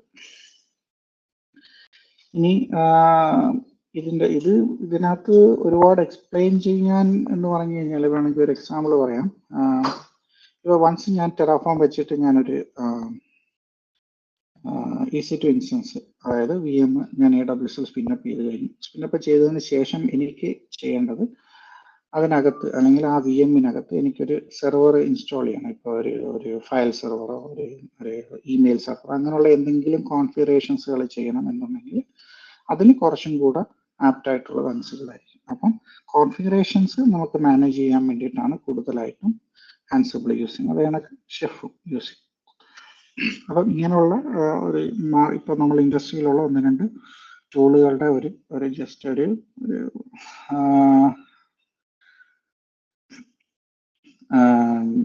ടൂളുകളുടെ ഒരു കമ്പാരിസൺ മാത്രമാണ്. എൻ്റെ സജഷൻ എപ്പോഴും എന്താണോ ഇപ്പം നിങ്ങളുടെ റിക്വയർമെൻറ്റ് അതിനനുസരിച്ചുള്ള ബെസ്റ്റ് ടൂൾ യൂസ് ചെയ്യുന്നുള്ളത്. ഇപ്പം എല്ലാ ടൂളുകളും എല്ലാം ഒറ്റ ടൂൾ യൂസ് ചെയ്യാതെ എപ്പോഴും ഓരോ യൂസ് കേസിനും ആ യൂസിന് വരുന്ന ബെസ്റ്റ് ടൂൾ ഏതാണോ ആ ടൂൾ യൂസ് ചെയ്യുക എന്നുള്ളതാണ്.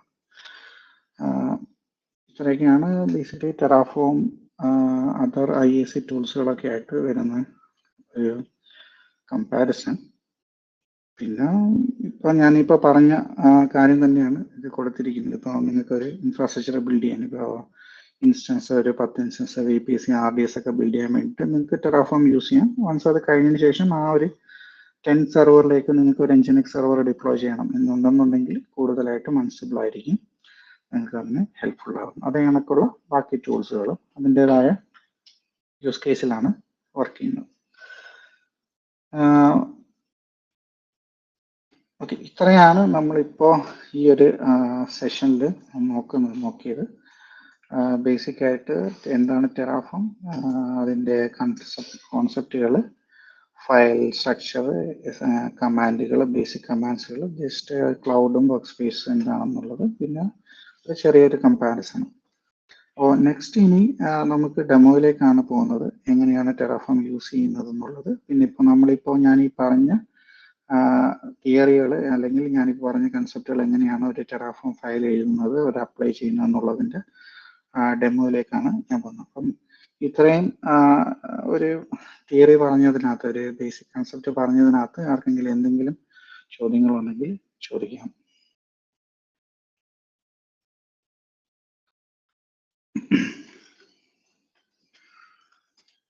ഹലോ, എന്തെങ്കിലും ക്വസ്റ്റ്യൻസ് ഉണ്ടെങ്കിൽ ചോദിക്കാം. അല്ലെങ്കിൽ നമുക്ക് അടുത്ത സ്റ്റെപ്പ്, അതായത് ഇതൊരു പ്രാക്ടിക്കലി എങ്ങനെ ഇംപ്ലിമെന്റ് ചെയ്യാം എന്നുള്ളതിൽ നമുക്ക് നോക്കാം.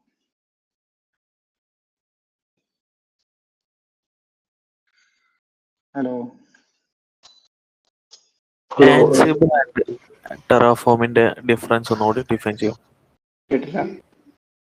ആൻസിബിൾ ആൻഡ് ടെറാഫോം തമ്മിലുള്ള difference. Okay, so basically Ansible and Terraform രണ്ട് യൂസ് കേസാണ്. രണ്ട് യൂസ് കേസ് എന്ന് പറഞ്ഞു കഴിഞ്ഞാൽ ഇൻഫ്രാസ്ട്രക്ചർ, ഫോർ എക്സാമ്പിൾ ഞാൻ നേരത്തെ പറഞ്ഞത്, ഇപ്പോൾ നിങ്ങൾക്ക് ഒരു ക്ലൗഡ് ഇൻഫ്രാസ്ട്രക്ചർ ബിൽഡ് ചെയ്യുക, അതായത് നിങ്ങളുടെ ഉദ്ദേശം EC2 ഇൻസ്റ്റൻസ് ക്രിയേറ്റ് ചെയ്യുക, ഡേറ്റാബേസുകൾ ക്രിയേറ്റ് ചെയ്യുക, അതിനകത്തുള്ള നെറ്റ്വർക്കുകൾ ക്രിയേറ്റ് ചെയ്യുക, ഇതിന് ആപ്റ്റായിട്ടുള്ള, ഇതിന് ഏറ്റവും കൂടുതൽ ഫേവറബിൾ ആയിട്ടുള്ളത് ടെറാഫോമാണ്. കാര്യം ഇൻഫ്രാസ്ട്രക്ചറുകൾ ഡിപ്ലോയ് ചെയ്യാൻ.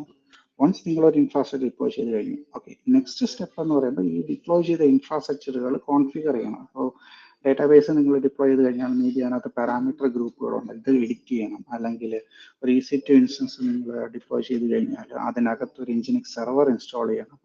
അങ്ങനെയുള്ള കോൺഫിഗറേഷൻസിന് കൂടുതലും അൻസിബിൾ ആയിരിക്കും സപ്പോർട്ട് ചെയ്യുന്നത്. ആ കാരണം അൻസിബിൾ വൺസ് ഇപ്പം ഒരു EC2 ഇൻസ്റ്റൻസ് കണക്ട് ചെയ്ത് കഴിഞ്ഞാൽ ആ EC2 ഇൻസ്റ്റൻസിലേക്ക് കണക്ട് ചെയ്യാനും കോൺഫിഗർ ചെയ്യാനും കുറെ കൂടെ ആപ്റ്റായിട്ടുള്ള Ansible. So configuration management, once infrastructure build ചെയ്ത് കഴിഞ്ഞിട്ടുള്ള കോൺഫിഗറേഷൻ മാനേജ്മെന്റിനാണ് അൻസിബിൾ കൂടുതലായിട്ടും യൂസ് ചെയ്യുന്നത്.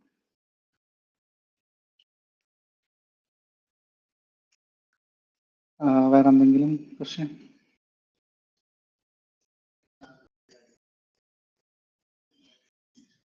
ഹലോ,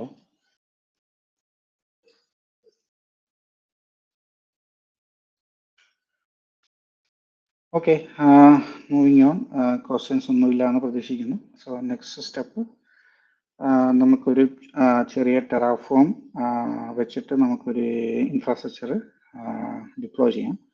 അപ്പോൾ ഞാൻ സ്റ്റാർട്ടിങ്ങിൽ പറഞ്ഞത് കണക്ക് നമ്മളൊരു ടെറാഫോം ഇൻഫ്രാസ്ട്രക്ചർ ഡിപ്ലോയ് ചെയ്യുമ്പോൾ നമുക്ക് ആദ്യം അറിയേണ്ടത് ആ ഇൻഫ്രാസ്ട്രക്ചറിനെ കുറിച്ച് വ്യക്തമായ ധാരണ ഉണ്ടായിരിക്കണം. വ്യക്തമായ ധാരണ എന്ന് പറഞ്ഞാൽ ഞാൻ എന്താണ് ഡിപ്ലോയ് ചെയ്യേണ്ടത്, എന്തൊക്കെ റിസോഴ്സസുകളാണ് എനിക്ക് വേണ്ടത്, ആ റിസോഴ്സസുകളെ കുറിച്ച് പ്രോപ്പറായിട്ട് നമുക്കൊരു അണ്ടർസ്റ്റാൻഡിങ് ഉണ്ടായിരിക്കണം. എങ്കിൽ മാത്രമേ നമുക്ക് ടെറാഫോം യൂസ് ചെയ്യാൻ സാധിക്കുകയുള്ളൂ.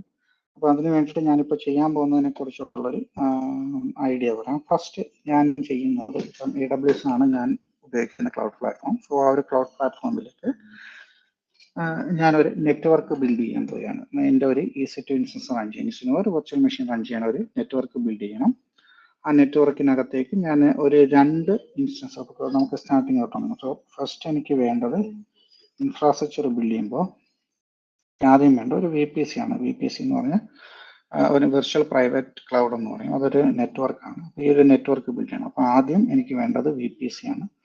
ഇനി ഈ ഞാൻ നേരത്തെ പറഞ്ഞു, ഒരു റിസോഴ്സിനകത്ത് തന്നെ മൾട്ടിപ്പിൾ കാര്യം ഒരു ഈ VPC എന്ന് പറയുന്ന ഒരു എൻ്റെ റിസോഴ്സിനെയാണ്, ഒരു എൻ്റെ നെറ്റ്വർക്കിനെയാണ് നമ്മൾ പറയുന്നത്. ആ നെറ്റ്വർക്കിനകത്ത് തന്നെ പല പല കമ്പോണൻസുകളുണ്ട്. അതായത് സബ്നെറ്റുകളുണ്ട്, ഗേറ്റ് വേകളുണ്ട്, ഇന്റർനെറ്റ് ഗേറ്റ് വേകളുണ്ട്, റൗട്ടിംഗ് ടേബിളുകളുണ്ട്, അങ്ങനെ കുറെ കൺസെപ്റ്റ് അതിനകത്താണ്. അപ്പം ഒരു VPC ബിൽഡ് ചെയ്യുന്ന ടൈമിൽ നമുക്ക് എന്തൊക്കെ വേണമെന്ന് വ്യക്തമായ ധാരണ നമുക്ക് ഉണ്ടാകിയാലാണ് നമുക്ക് ചെയ്യാൻ പറ്റുന്നത്. അപ്പം ഞാൻ ഇപ്പോൾ ഒരു VPC എടുക്കാം. ഞാൻ ഇപ്പോൾ ഒരു AWSന്റെ VPC എടുക്കാം. അപ്പോൾ നമുക്കത് നോക്കിയിട്ട് എന്തൊക്കെ വേണമെന്നുള്ളത് ഡിസൈഡ് ചെയ്യാം. ഓക്കെ, നിങ്ങൾക്ക് ഈ ഒരു AWS അക്കൗണ്ട് കാണാൻ സാധിക്കുന്നുണ്ടോ? റൈറ്റ് സൈഡിൽ. Hello, okay. സോ ഇതിൽ ഇപ്പം ഞാൻ ഇത് AWSന്റെ ഒരു അക്കൗണ്ടാണ്. ഇതിൽ ഞാനിപ്പോൾ VPC എടുക്കുകയാണ്. അപ്പോൾ VPC എടുത്തു കഴിഞ്ഞാൽ ഇതിൽ ഒരുപാട് നിങ്ങൾക്ക് സൈഡിൽ ഈ VPC ഡാഷ്ബോർഡ്സ്, ഇപ്പോൾ ക്ലൗഡിനകത്ത് തന്നെ ഒരുപാട് സബായിട്ട് കുറേ കാറ്റഗറീസ് ഉണ്ട്.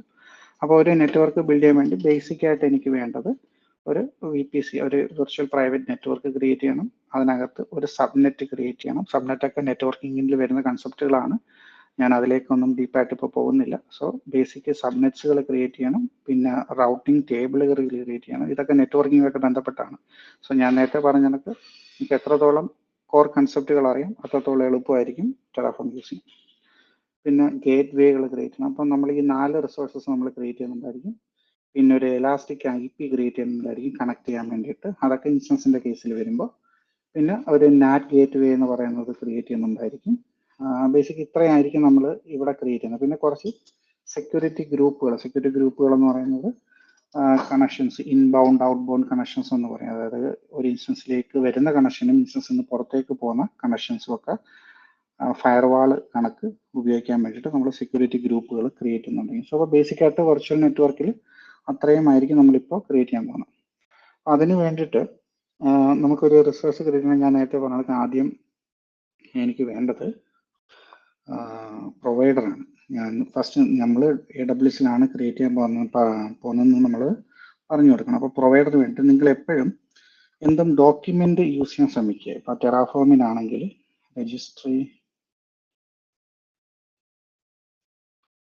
ടെറാഫോം രജിസ്ട്രി ഉണ്ട്. ടെറാഫോം രജിസ്ട്രിയിൽ നിങ്ങൾക്ക് ഈ പറയുന്ന ഞാനിപ്പോൾ പറഞ്ഞ റിസോഴ്സസും പ്രൊവൈഡേഴ്സിൻ്റെ എല്ലാ ഡീറ്റെയിൽസും നിങ്ങൾക്ക് കാണാൻ സാധിക്കും. അപ്പം ഇവിടെ ഇപ്പം ഞാൻ യൂസ് ചെയ്യുന്ന AWS ആണ്. AWS സെലക്ട് ചെയ്യുന്നു, പ്രൊവൈഡർ കൺസെപ്റ്റിൽ വരുന്നു. അപ്പോൾ ഞാനിവിടെ ഒരു യൂസ് പ്രൊവൈഡർ ക്ലിക്ക് ചെയ്ത് കഴിഞ്ഞാൽ ആ പ്രൊവൈഡർ എങ്ങനെയാണ് യൂസ് ചെയ്യുന്നത് എന്നുള്ളത് നിങ്ങൾക്ക് ഇവിടെ കാണാൻ സാധിക്കും.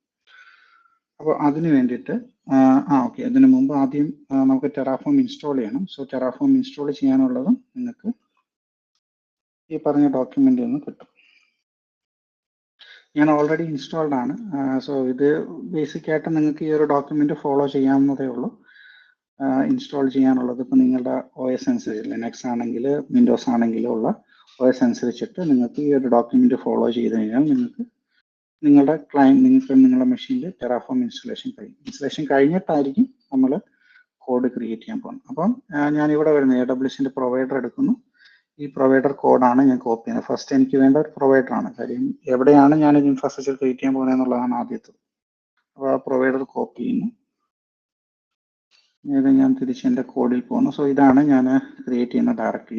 ഇത് ഡെമോ AWS ഇൻഫ്ര എന്ന് പറയുന്ന ഒരു ഡയറക്ടറിക്കകത്താണ് ഞാൻ ആദ്യം സെറ്റ് ചെയ്യാൻ പോകുന്നത്. അപ്പം അതിന് വേണ്ടിയിട്ട് ആദ്യം ഞാനൊരു ന്യൂ ഫയൽ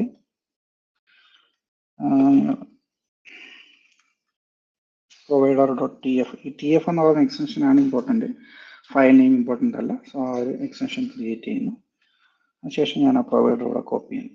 കോപ്പി ചെയ്തതിന് ശേഷം ഇതിനകത്ത് കുറച്ച് നമ്മൾ പാരാമീറ്റേഴ്സ് പാസ് ചെയ്യേണ്ടതായിട്ടുണ്ട്. ഇപ്പോൾ ഒരു പ്രൊവൈഡർ എടുത്തു കഴിഞ്ഞാൽ ഇപ്പം AWSന്റെ കേസിൽ വരുമ്പോൾ നമ്മൾ ഏത് ഒരു റീജിയനിലാണ് ഇത് ഡിപ്ലോയ് ചെയ്യുന്നത്. അതിനുശേഷം ആ റീജിയനിലേക്ക് അല്ലെങ്കിൽ ആ AWS അക്കൗണ്ടിലേക്ക് കണക്ട് ചെയ്യാനുള്ള ക്രെഡൻഷ്യൽസ് നമ്മൾ പറഞ്ഞു കൊടുക്കണം. അപ്പം അങ്ങനെയുള്ള കുറച്ച് കോൺഫിഗറേഷൻസ് ആണ് ഞാനിവിടെ പറഞ്ഞു കൊടുക്കുന്നത്. ഫസ്റ്റ് റിക്വയർഡ് പ്രൊവൈഡർ, അതിൻ്റെ വേർഷൻ. ഈ വേർഷൻ എല്ലാം നമുക്ക് കിട്ടുന്നത് ഈ ഒരു ഡോക്യുമെന്റിൽ നിന്നാണ്. ഈ ഡോക്യുമെന്റിൽ നമുക്ക് നോക്കിക്കഴിഞ്ഞാൽ വേർഷൻസ് കാണാൻ സാധിക്കും. ഇപ്പം നിങ്ങൾക്ക് പഴയ ഏതെങ്കിലും വേർഷൻസിലേക്ക് പോകണമെങ്കിൽ ആ വേർഷൻസ് സെലക്ട് ചെയ്യാം. അല്ലെങ്കിൽ ആ വേർഷൻസിന്റെ നമ്പർ നോക്കിയതിന് ശേഷം നിങ്ങൾക്ക് നേരെ തിരിച്ച് ഇവിടെ വരിക, ഈ കോഡിൽ അത് അപ്ഡേറ്റ് ചെയ്യാം. അപ്പോൾ നമുക്ക് വേർഷൻസ് നമുക്ക് സ്പെസിഫൈ ചെയ്യാൻ സാധിക്കും. ഓക്കെ, വൺസ് വേർഷൻ സ്പെസിഫൈ ചെയ്തതിനു ശേഷം ആ പ്രൊവൈഡറിന്റെ കോൺഫിഗറേഷനാണ് ഞാൻ പറഞ്ഞു കൊടുക്കുന്നത്. അപ്പം ഈ ഒരു AWS അക്കൗണ്ട് ഞാൻ മുംബൈ റീജിയനിലാണ് ഞാൻ ഡിപ്ലോയ് ചെയ്യാൻ ഉദ്ദേശിക്കുന്നത്. അതുകൊണ്ടാണ് AP South 1 എന്ന് പറഞ്ഞു വരുന്നത്. അത് മുംബൈ റീജിയനാണ്. അതിനുശേഷം പ്രൊഫൈൽ എന്ന് പറഞ്ഞാൽ എൻ്റെ ക്രെഡൻഷ്യൽസ് ആണ്. ഇത് മൾട്ടിപ്പിൾ വേസ് നിങ്ങൾക്ക് ഒതന്റിക്കേറ്റ് ചെയ്യാം. അതായത് ഒന്നുകിൽ പ്രൊഫൈൽ യൂസ് ചെയ്യാം, അതല്ലെങ്കിൽ നിങ്ങൾക്ക് access key, secret key use ചെയ്യാം. സോ ഇതെല്ലാം AWSന്റെ ഒതന്റിക്കേഷൻ മെത്തേഡുകളാണ്. അപ്പം ഈ മെത്തേഡുകൾ യൂസ് ചെയ്തിട്ട് നിങ്ങൾക്ക് ഒതന്റിക്കേറ്റ് ചെയ്യും. ഞാൻ യൂസ് ചെയ്യുന്നത് ഒരു പ്രൊഫൈൽ മെത്തേഡാണ്. അതുകൊണ്ടാണ് ഞാൻ ഇതൊന്നും ഡീറ്റെയിൽ ആയിട്ട് ഇപ്പോൾ പോകുന്നില്ല. സോ ബേസിക് ആയിട്ട് AWSന്റെ കോൺഫിഗറേഷനിൽ വരുന്ന കാര്യങ്ങൾ തന്നെയാണ്. ഞാനൊരു പ്രൊഫൈൽ യൂസ് ചെയ്യുന്നുണ്ട്. ആ പ്രൊഫൈൽ വെച്ചിട്ടാണ് ഞാൻ ഒതന്റിക്കേറ്റ് ചെയ്യുന്നത്. ഒതന്റിക്കേറ്റ് ചെയ്തതിന് ശേഷം ഞാൻ പിന്നെ ഇവരുടെ ഡിഫോൾട്ട് ടാഗ്, ഇതൊന്നും മാൻഡേറ്ററി, ഡിഫോൾട്ട് ടാഗ് ഒന്നും മാൻഡേറ്ററി അല്ല. ബട്ട് ഫോർ കണക്ക് നമ്മൾ എപ്പോഴും ഒരു ഇൻഫ്രാസ്ട്രക്ചർ ബിൽഡ് ചെയ്യുമ്പോൾ ആ ഇൻഫ്രാസ്ട്രക്ചറിനെ ഐഡന്റിഫൈ ചെയ്യാനും അല്ലെങ്കിൽ നമുക്ക് എപ്പോഴും യൂസർ ഫ്രണ്ട്ലി ആക്കാനും എപ്പോഴും ടാഗുകൾ വളരെ ഇമ്പോർട്ടൻ്റ് ആയിട്ട് ആഡ് ചെയ്യേണ്ട ഒരു കാര്യമാണ്. അത് തുടക്കത്തിലേ നിങ്ങൾ യൂസർ സിസ്റ്റം ഫോളോ ചെയ്യുകയാണെന്നുണ്ടെങ്കിൽ നിങ്ങൾക്കത് സ്ഥിരം ചെയ്തു പോകാം. അപ്പം മാൻഡേറ്ററി അല്ല, ബട്ട് ഞാൻ ആഡ് ചെയ്യുന്നതേ ഉള്ളൂ. ജസ്റ്റ് ഒന്ന് ഐഡന്റിഫൈ ചെയ്യാൻ വേണ്ടി ഈ ഒരു ഇൻഫ്രാസ്ട്രക്ചർ എന്തിനാണ് ക്രിയേറ്റ് ചെയ്യുന്നത്, ആരാണ് ഓണർ, അങ്ങനെയുള്ള കപ്പിൾ ഓഫ് കീ വാല്യൂ പേരുകൾ മാത്രം.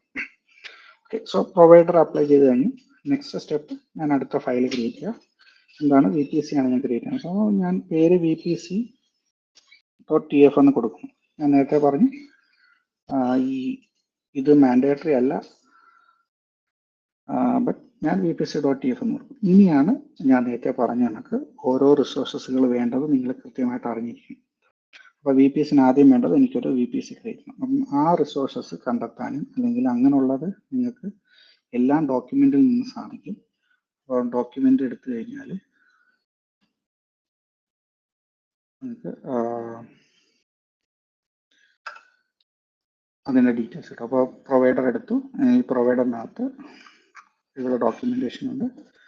ഡോക്യുമെന്റേഷൻ കഴിക്കുന്ന AWS പ്രൊവൈഡർ സപ്പോർട്ട് ചെയ്യുന്ന എല്ലാ റിസോഴ്സസും നിങ്ങൾക്ക് ഇവിടെ കാണിക്കും. ഇതിൽ നിന്ന് എനിക്ക് VPC ആണ് വേണ്ടത്. സോ VPC എടുക്കുന്നു, വിർച്വൽ പ്രൈവറ്റ് ക്ലൗഡ്. അതിനകത്ത് നിന്ന് ഞാൻ പറഞ്ഞു എനിക്ക് വേണ്ടത് എന്താണ്, VPC നെറ്റ്വർക്കാണ്. സോ അപ്പം AWS VPC എന്ന് പറയുന്നൊരു ബ്ലോക്ക് ഉണ്ട്, AWS VPC. ആ ബ്ലോക്ക് സെലക്ട് ചെയ്യുന്നു. അതിനുശേഷം അതിൽ കൊടുത്തിരിക്കുന്ന എക്സാമ്പിൾ എടുക്കുക. അതേ കണക്ക് നിങ്ങൾക്ക് കോപ്പി പേസ്റ്റ് ചെയ്യാൻ മതി. സെയിം തന്നെയാണ് ഞാനിവിടെ ചെയ്യുന്നത്. കോപ്പി എടുക്കുന്നു,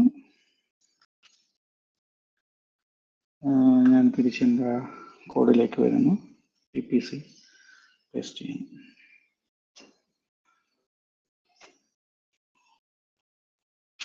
ഓക്കെ, സോ ഞാൻ നേരത്തെ പറഞ്ഞ കണക്ക് ആദ്യമേ VPC ആയിക്കഴിഞ്ഞു. ഇനി സെക്കൻഡറി എനിക്ക് ഇതിൻ്റെ സബ്നെറ്റുകൾ ക്രിയേറ്റ് ചെയ്യണം. സോ അപ്പോൾ അടുത്തത് സബ്നെറ്റ് ആണ് ക്രിയേറ്റ് ചെയ്യുന്നത്. അപ്പം ഈ VPC ക്രിയേറ്റ് ചെയ്യുന്ന ടൈമിൽ സൈഡർ വാല്യൂ കൊടുക്കണം. സൈഡർ വാല്യൂ എന്ന് പറഞ്ഞാൽ എൻ്റെ ഒരു VPC നെറ്റ്വർക്കിൻ്റെ IP അഡ്രസ്സിൻ്റെ എണ്ണമാണ്, അല്ല IP അഡ്രസ്സിൻ്റെ നെറ്റ്വർക്ക് ID ആണ്. ഈ നെറ്റ്വർക്ക് ID കൊടുത്തതിന് ശേഷം ബാക്കി സബ്നെറ്റും കാര്യങ്ങളും എല്ലാം ഞാൻ കൊടുക്കും. ഇതിന് ഞാൻ അടുത്ത സബ്നെറ്റിലേക്ക് മാറ്റണം. അപ്പോൾ അതിന് ഈ ഡോക്യുമെൻ്റ് ഇപ്പം ഞാനിപ്പം ചെയ്യുന്നതെല്ലാം നിങ്ങൾക്ക് ഈ ഒരു പർട്ടിക്കുലർ ഡോക്യുമെന്റിൽ നിന്ന് തന്നെ കിട്ടുന്നതാണ്. അടുത്തത് സബ്നെറ്റ്, AWS സബ്നെറ്റ് എടുക്കുക, അത് കോപ്പി ചെയ്യുക, പേസ്റ്റ് ചെയ്യുക, കോപ്പി, തിരിച്ചു വരിക, പേസ്റ്റ് ചെയ്യുക. അപ്പോൾ ഞാനിവിടെ ക്രിയേറ്റ് ചെയ്യുമ്പോൾ ഞാൻ എൻ്റെ ഒരു സ്ട്രക്ചർ അനുസരിച്ച് ഞാൻ നേരത്തെ പറഞ്ഞത് കണക്ക് ഞാനൊരു 2 സബ്നെറ്റുകൾ ക്രിയേറ്റ് ചെയ്യുന്നുണ്ട്. ഒരു പബ്ലിക് സബ്നെറ്റും ഒരു പ്രൈവറ്റ് സബ്നെറ്റും എന്ന് പറയുന്നൊരു കൺസെപ്റ്റ്. അതെന്താണെന്നുള്ളത് ഞാൻ ചെയ്തു വരുമ്പോൾ പറയാം. ഓക്കെ, ഇവിടെ ഞാനിപ്പോൾ കോഡിനകത്ത് അടുത്തത് ഒരു പബ്ലിക് സബ്നെറ്റ് എന്ന് പറഞ്ഞ് കൊടുക്കുന്നു. അതിലൊരു പബ്ലിക് സബ്നെറ്റ് നെയിം കൊടുക്കുന്നു. അതേ കണക്ക് ഞാൻ ഒരു സബ്നെറ്റും കൂടെ ക്രിയേറ്റ് ചെയ്യുന്നു. ദിസ് ടൈം അത് ഒരു പ്രൈവറ്റ് സബ്നെറ്റ് എന്നുള്ള രീതിയിലായിരിക്കും ഞാനത് ക്രിയേറ്റ് ചെയ്യുന്നത്. അങ്ങനെ ഒരു 2 സബ്നെറ്റ്, 2 ചെറിയ നെറ്റ്വർക്കുകൾ ഞാൻ ക്രിയേറ്റ് ചെയ്യുന്നു, 2 സബ്നെറ്റുകൾ. അപ്പോൾ സബ്നെറ്റ് ആയിക്കഴിഞ്ഞ് അടുത്തത് എനിക്ക് വേണ്ടത് എന്താണ്, ഇന്റർനെറ്റ് ഗേറ്റ്വേസ്, നാറ്റ് ഗേറ്റ്വേസ് ഒക്കെയാണ് വേണ്ടത്. അതൊക്കെ എന്താണെന്നുള്ളത് ഞാൻ പറഞ്ഞു. എത്രത്തോളം നിങ്ങൾ AWS ഇൻഫ്രാസ്ട്രക്ചറുമായിട്ട് ഫെമിലിയർ ആണ്, സോ അത്രത്തോളം നിങ്ങൾക്ക് ടെറാഫോം കൂടുതൽ യൂസ് ചെയ്യാൻ സാധിക്കും. AWS എന്നല്ല, ഏതൊരു ക്ലൗഡ് ഇൻഫ്രാസ്ട്രക്ചറിന്റെ റിസോഴ്സസ്. നെക്സ്റ്റ് ഞാൻ ഇന്റർനെറ്റ് ഗേറ്റ്വേ ആണ് ക്രിയേറ്റ് ചെയ്യുന്നത്. ഇന്റർനെറ്റ് ഗേറ്റ്വേ എന്ന് പറഞ്ഞു കഴിഞ്ഞാൽ ഒരു നെറ്റ്വർക്കിൽ നിന്ന് പുറത്ത് കമ്മ്യൂണിക്കേഷൻസ് നടക്കാൻ, പബ്ലിക് ഇന്റർനെറ്റുമായിട്ട് കമ്മ്യൂണിക്കേഷൻസ് നടക്കാൻ വേണ്ടിയിട്ടുള്ള റിസോഴ്സാണത്. അപ്പം അത് ക്രിയേറ്റ് ചെയ്യുന്നു. അതിനുശേഷം ഞാനൊരു IP അഡ്രസ്സ് ക്രിയേറ്റ് ചെയ്യുന്നു. കാര്യം IP അഡ്രസ്സ് ക്രിയേറ്റ് ചെയ്യുന്നത് നാറ്റ് ഗേറ്റ്വേക്ക് വേണ്ടിയിട്ടാണ്. ഇത് ഞാനിപ്പോൾ ഒരുപാട് കോർ നെറ്റ്വർക്കിംഗ് കാര്യങ്ങളാണ് പറയുന്നത്. നിങ്ങൾക്ക് ഫോളോ ചെയ്യാൻ ബുദ്ധിമുട്ടുണ്ടായിരിക്കും. എവിടെയെങ്കിലും ഡൗട്ട് ഉണ്ടെങ്കിൽ ചോദിക്കുക, ഞാൻ എക്സ്പ്ലെയിൻ ചെയ്തു പോകാം. ഞാൻ നേരത്തെ പറഞ്ഞായിരുന്നു AWSനകത്ത് റിസോഴ്സസ് അത്രയ്ക്ക് നിങ്ങൾക്ക് ഫെമിലിയർ ആയിരിക്കണം ഇത് ചെയ്യാം. ഓക്കെ, അപ്പം പ്രൈവറ്റ് സബ്നെറ്റുകൾ ക്രിയേറ്റ് ചെയ്തു, ഇന്റർനെറ്റ് ഗേറ്റ്വേ ക്രിയേറ്റ് ചെയ്തു, അതിനുശേഷം VPC നാറ്റ് IP ക്രിയേറ്റ് ചെയ്തു. IP ആണ് ഞാൻ ക്രിയേറ്റ് ചെയ്തത്. ഒരു ടാഗും കൂടെ ആഡ് ചെയ്യാം, ഒരു ടാഗും കൂടെ സജസ്റ്റ് ചെയ്യുന്നു. എന്നിട്ട് നാറ്റ് ഗേറ്റ്വേയിലേക്ക് അലോക്കേഷൻ വേണം, റിസോഴ്സ് അലോക്കേഷൻ വേണം.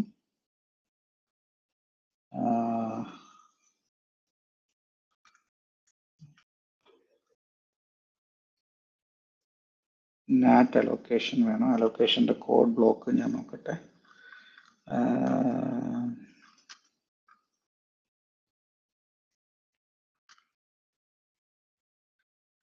AWS NAT gateway,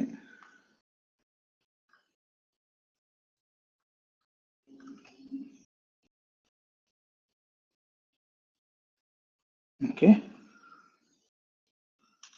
നാറ്റ് IP create ചെയ്യുന്നു, IP പറഞ്ഞു കൊടുക്കുന്നു. അടുത്ത allocation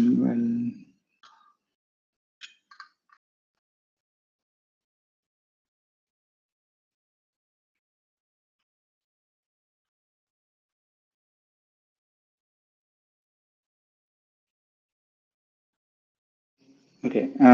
EIP NAT ID allocation ID പറഞ്ഞു കൊടുക്കുന്നു. അതിനുശേഷം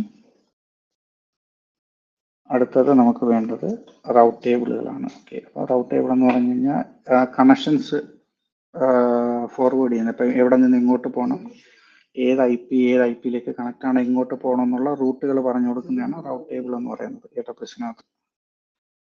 അപ്പം അതിൽ 2 റൗട്ട് ടേബിളുകളാണ് ക്രിയേറ്റ് ചെയ്യുന്നത്. ഒരു പബ്ലിക് റൗട്ടും കാണും, ഒരു പ്രൈവറ്റ് റൗട്ട് ടേബിൾസും കാണും. അപ്പം ഇങ്ങനെയുള്ള കോൺഫിഗറേഷൻസ് ആണ് ഞാൻ ചെയ്യുന്നത്. അപ്പം കുറച്ചും കൂടെ ഇതൊന്ന് സ്പീഡാക്കാൻ ഞാൻ ഓൾറെഡി ചെയ്ത് വെച്ചിരിക്കുന്ന ഒരു ഇൻഫ്രാസ്ട്രക്ചർ ഉണ്ട്. അപ്പോൾ ഞാൻ കോപ്പി എടുക്കുകയാണ്. അത് കഴിഞ്ഞിട്ട് ഞാൻ അത് എക്സ്പ്ലെയിൻ ചെയ്തു തരാം. അപ്പം കുറച്ചും കൂടെ എളുപ്പമാകും, നമുക്ക് സമയം സേവ് ചെയ്യാൻ സാധിക്കും. ഓക്കെ, VPCയിലേക്ക് വരുന്നു.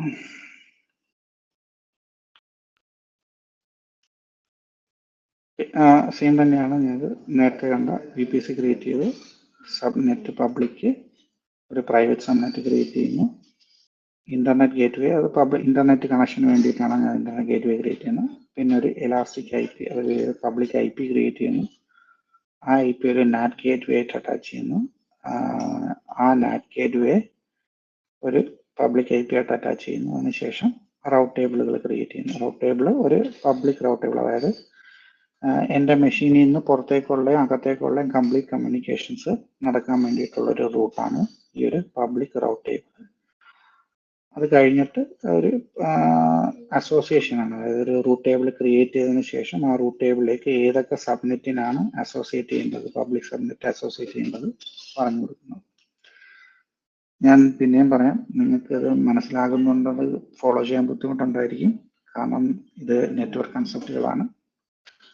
എനിവേസ്, എന്നിരുന്നാലും ടെറാഫോം എങ്ങനെ യൂസ് ചെയ്യുന്നു എന്നുള്ളതാണ് കൂടുതലായിട്ടും നമ്മളിവിടെ ശ്രദ്ധിക്കുന്നത്. ഓക്കെ, അടുത്ത സെക്കൻഡറി ആയിട്ടുള്ള ഒരു പ്രൈവറ്റ് റൗട്ട് ടേബിൾ ക്രിയേറ്റ് ചെയ്യുന്നു.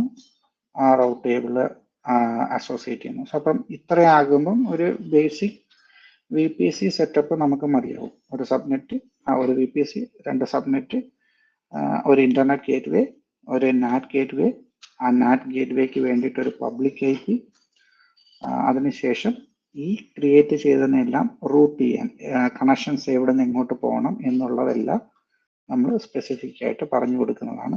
ഇത്രയും നമ്മൾ ചെയ്ത ഒരു കംപ്ലീറ്റ് നെറ്റ്വർക്ക്, ഒരു ബേസിക് നെറ്റ്വർക്ക് ക്രിയേറ്റ് ചെയ്യുന്നതാണ് ഇത്രയും ഭാഗം. അപ്പം ഇത്രയും ചെയ്തതിന് ശേഷം നമുക്കിനി ഇതിൻ്റെ കമാൻഡ് ഒന്ന് എക്സിക്യൂട്ട് ചെയ്ത് നോക്കാം. എങ്ങനെയാണ് ഈ നമ്മൾ ചെയ്തത് ശരിയാണോ, എന്തെങ്കിലും ചേഞ്ചസ് ഉണ്ടോ എന്നുള്ളത് നമുക്ക് എക്സിക്യൂട്ട് ചെയ്യാൻ നോക്കാം.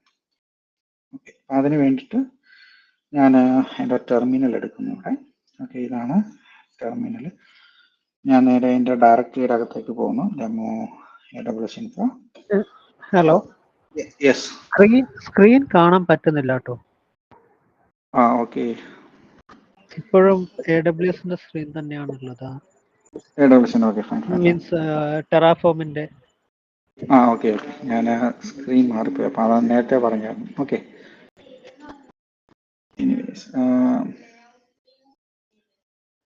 ഹലോ.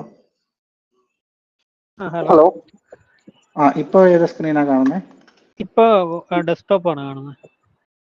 ഓക്കെ, 1 സെക്കൻഡ്, എൻ്റെ കണക്ഷൻ കട്ടായി. 1 സെക്കൻഡ്, ഞാനിതൊന്ന് റീകണക്ട് ചെയ്യട്ടെ.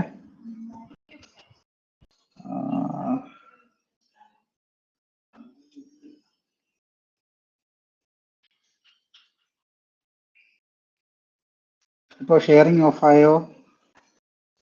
ഇപ്പോ ഷെയറിംഗ് ഓഫ് ആയില്ല. ഓക്കെ, ഞാൻ റീകണക്ട് ചെയ്യാം.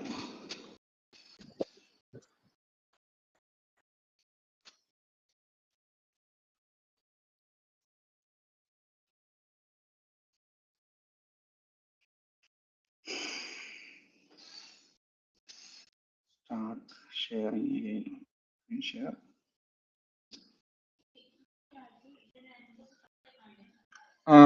ഇപ്പോ ഷെയർ കാണാവോ? തിരിച്ച് കാണാം.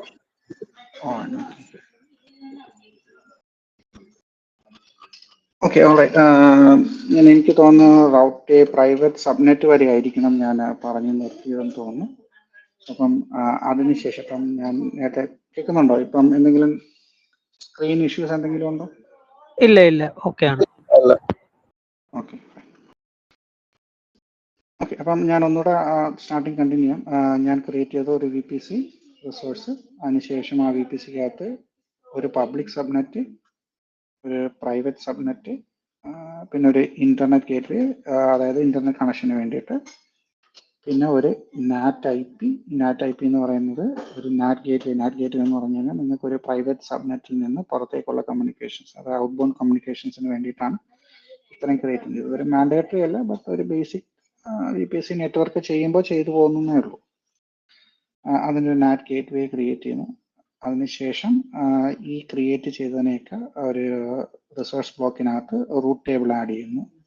റൂട്ട് ടേബിൾ എന്ന് പറഞ്ഞാൽ ഓരോ IP തന്നെ, ഇപ്പം ഈ IP വരുന്ന ഇൻസ്റ്റൻസുകളെ ഇങ്ങോട്ട് കണക്ട് ചെയ്യണം, ഏതാണ് അതിൻ്റെ പാത്ത് എന്നുള്ളതൊക്കെ സ്പെസിഫൈ ചെയ്യുന്ന ഒരു റൗട്ട് ടേബിൾ ആണിത്. ആ റൗട്ട് ടേബിൾ എന്നിട്ട് നമ്മളൊരു അസോസിയേഷൻ, അത് ഏത് സബ്നെറ്റുമായിട്ടാണ് അറ്റാച്ച് ചെയ്യുന്നത് എന്നുള്ളതാണ് അസോസിയേഷൻ വരുന്നത്. ആ ഒരു പർട്ടിക്കുലർ സബ്നെറ്റുമായിട്ട് അത് അസോസിയേറ്റ് ചെയ്യും. അത് 2 സബ്നെറ്റ് ഉള്ളത് കൊണ്ട് എനിക്ക് 2 സബ്നെറ്റ് അസോസിയേഷൻ വരുന്നു. ഒരു റൂട്ട് ടേബിളിൻ്റെതും അതിൻ്റെ അസോസിയേഷനും, ഇത് പബ്ലിക്കിന് വേണ്ടിയിട്ടുള്ളത് ഇത്രയും ഭാഗം. അതിനുശേഷം ഇത്രയും വരുന്നത് പ്രൈവറ്റ് റൂട്ടിന് അതിൻ്റെ അസോസിയേഷൻ. സോ ഇത്രയാകുമ്പോൾ ബേസിക് ആയിട്ടൊരു നെറ്റ്വർക്കിൻ്റെ ഭാഗമാകും. നമുക്ക് ഇതിൽ നിന്ന് റൺ ചെയ്ത് നോക്കാം. റൺ ചെയ്യാൻ വേണ്ടിയിട്ട് ഞാൻ ടെർമിനൽ എടുക്കുകയാണ്. ഓക്കെ, അപ്പം ഇതാണ് എൻ്റെ ടെർമിനൽ. കാണാൻ സാധിക്കുമെന്ന് വിചാരിക്കുന്നു. ഇൻ കേസ് നേരത്തെ കണക്ക് എന്തെങ്കിലും ഞാൻ പറയുന്നതും സ്ക്രീനുമായിട്ട് മാച്ച് ആകുന്നില്ലെങ്കിൽ എന്നെ അറിയിക്കുക, ഞാൻ അപ്പം തന്നെ മാറ്റാം. ഓക്കെ, സോ ഇപ്പം ടെർമിനൽ കാണാൻ സാധിക്കുന്നു എന്ന് വിചാരിക്കുന്നു. അപ്പം ഞാൻ നേരത്തെ കണ്ട നമ്മുടെ പ്രൊജക്ട് ഡയറക്ടറിക്കകത്താണ്. ഈ ഡയറക്ടറിക്കകത്ത് ഞാൻ ഒരു LS കമാൻഡ് ടൈപ്പ് ചെയ്യുന്നു. അപ്പോൾ നമുക്ക് അവിടെ പ്രൊവൈഡേഴ്സും VPCയും വേണം. സോ ഇനി നമ്മൾ നേരത്തെ കണ്ട സ്ലൈഡിൽ കണ്ട കണക്ക് ഫസ്റ്റ് കമാൻഡ് ടെറാഫോം ഇനിഷ്യലൈസ് എന്നുള്ളതാണ്. അപ്പം ഞാൻ ടെറാഫോം ഇനിഷ്യലൈസ് എക്സിക്യൂട്ട് ചെയ്യുന്നു.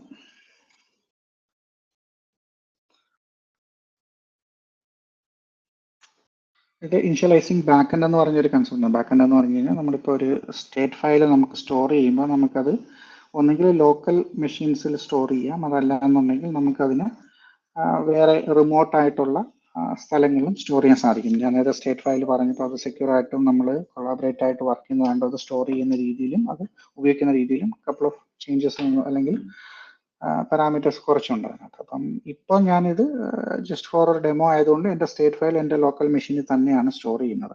അപ്പോൾ നേരത്തെ ഞാൻ LS ടൈപ്പ് ചെയ്ത ടൈമിൽ ആകെ ഈ ഒരു 2 ഫയൽസുകൾ മാത്രമാണ് ഇവിടെ കാണാൻ സാധിക്കുന്നത്. ഇനി ഞാൻ സെയിം കമാൻഡ് ഒന്നും കൂടെ ടൈപ്പ് ചെയ്ത് കഴിഞ്ഞാൽ നിങ്ങൾക്ക് ഈ 2 ഫയലുകൾ കാണാം. കാരണം എന്ന് പറയുന്നത് ഈ ഡയറക്റ്റ് നമ്മൾ സംസാരിച്ചനുസരിച്ചിട്ട് നമ്മൾ ഇനിഷ്യലൈസ് ചെയ്യുമ്പോൾ ഇതിൻ്റെ പാക്കേജുകളെല്ലാം ഡൗൺലോഡ് ആകണം. ഡൗൺലോഡ് ആകുന്നത് ടെറാഫോ എന്ന് പറഞ്ഞൊരു ഡയറക്ടറിയിലായിരിക്കണം. പക്ഷേ ലിനക്സിനകത്ത് ഡോട്ടിൽ സ്റ്റാർട്ട് ചെയ്യുന്ന ഏതൊരു ഫയലും നോർമലി ഹിഡൻ എന്നായിരിക്കും പറയുന്നത്, അല്ലെങ്കിൽ അത് ഡിസ്പ്ലേയിൽ കാണിക്കത്തില്ല. അപ്പം അങ്ങനത്തെ ഒരു ഡയറക്ടറിയോ ഫയലോ കാണണമെന്നുണ്ടെങ്കിൽ എനിക്ക് എപ്പോഴും അതിൻ്റെ കൂടെ ഒരു ഓപ്ഷൻ യൂസ് ചെയ്യണം. അപ്പോൾ ഇപ്പോൾ എനിക്ക് സാധിക്കും -a എന്ന് പറയുന്ന ഒരു ഓപ്ഷൻ കൊടുത്തത് എനിക്കൊരു ഡയറക്ടറി കാണാൻ സാധിക്കും. ഈ സെയിം ഡയറക്ടറി നമുക്കൊന്ന് ഇവിടെ നിന്ന് തന്നെ നോക്കാം. അതായത് നമ്മുടെ ടെക്സ്റ്റ് എഡിറ്ററിൽ നിന്ന്, ഇതൊരു ടെക്സ്റ്റ് എഡിറ്ററാണ് കേട്ടോ. ഈ ഒരു ടെക്സ്റ്റ് എഡിറ്റർ പോയി കഴിഞ്ഞാൽ അവിടെ നമുക്ക് ഡെമോ AWS ഇൻഫ്രാക്കകത്ത് ഇവിടെ ടെറാഫോ എന്നൊരു ഡയറക്ടറി കാണാൻ സാധിക്കും. അതിനകത്ത് പ്രൊവൈഡർ കോൺഫിഗറേഷൻസ് എല്ലാം ഡൗൺലോഡ് ചെയ്തിട്ടുണ്ടായിരിക്കും. എന്തൊക്കെയാണോ അതിന് വേണ്ട ഡിപ്പെൻഡൻസികൾ അതെല്ലാം ഇതിവിടെ ഡൗൺലോഡ് ചെയ്തിട്ടുണ്ടായിരിക്കും. ഇതാണ് ഇനിഷ്യലൈസ് കൊണ്ട് ഉദ്ദേശിക്കുന്നത്. വൺസ് ഇനിഷ്യലൈസ് ചെയ്ത് കഴിഞ്ഞാൽ അപ്പോൾ നെക്സ്റ്റ് ഇതൊന്ന് വാലിഡേറ്റ് ചെയ്യാം. ഞാൻ ടൈപ്പ് ചെയ്ത കമാൻഡുകളെല്ലാം പ്രോപ്പർ ആണോ എന്നുള്ളത്, അല്ലെങ്കിൽ ഈ കോഡ് പ്രോപ്പർ ആണോ എന്നുള്ളത്. അതിന് വേണ്ടിയിട്ട് എഗെയിൻ ഞാൻ ടെർമിനൽ ഓപ്പൺ ചെയ്യുന്നു. ജസ്റ്റ് ടെറാഫോം വാലിഡേറ്റ് കൊടുക്കുന്നു.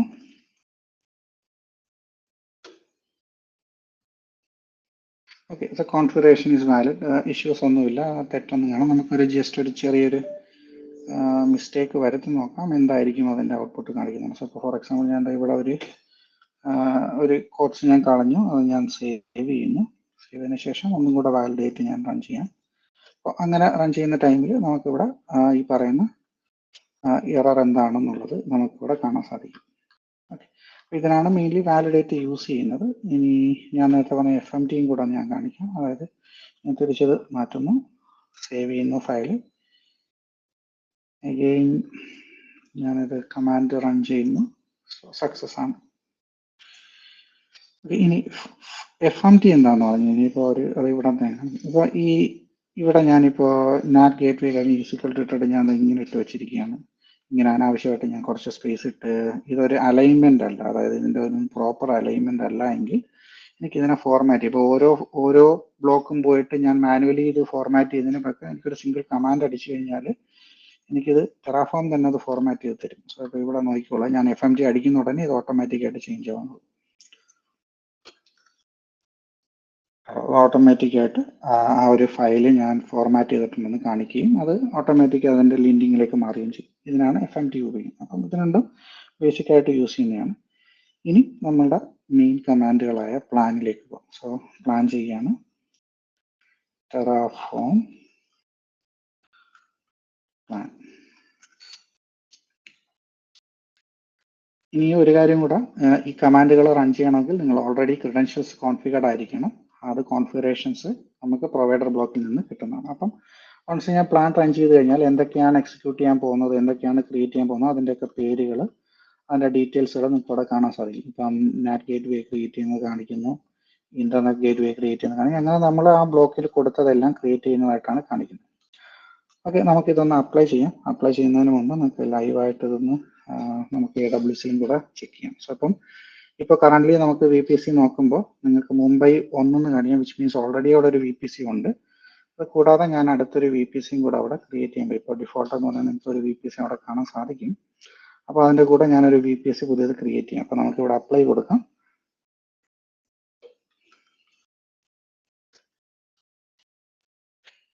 അപ്ലൈ കൊടുത്തു. ഞാൻ സ്റ്റാർട്ടിങ്ങിൽ പറഞ്ഞ കണക്ക് ഒരു പ്രോംപ്റ്റ് വരും, എൻ്റർ എ വാല്യൂ. ഇവിടെ യെസ് എന്ന് തന്നെ ടൈപ്പ് ചെയ്യണം, Y എന്നോ വേറെ എന്ത് ടൈപ്പ് ചെയ്താലും, നിങ്ങൾ ഒന്നും ടൈപ്പ് ചെയ്ത് എൻ്റർ അടിച്ചാലും അത് സ്കിപ്പ് ആവും, അത് ഒരിക്കലും അത് അപ്രൂവ് ചെയ്യത്തില്ല. സോ അപ്പം ഞാൻ യെസ് എന്ന് ടൈപ്പ് ചെയ്യുന്നു, എൻ്റർ അടിക്കുന്നു.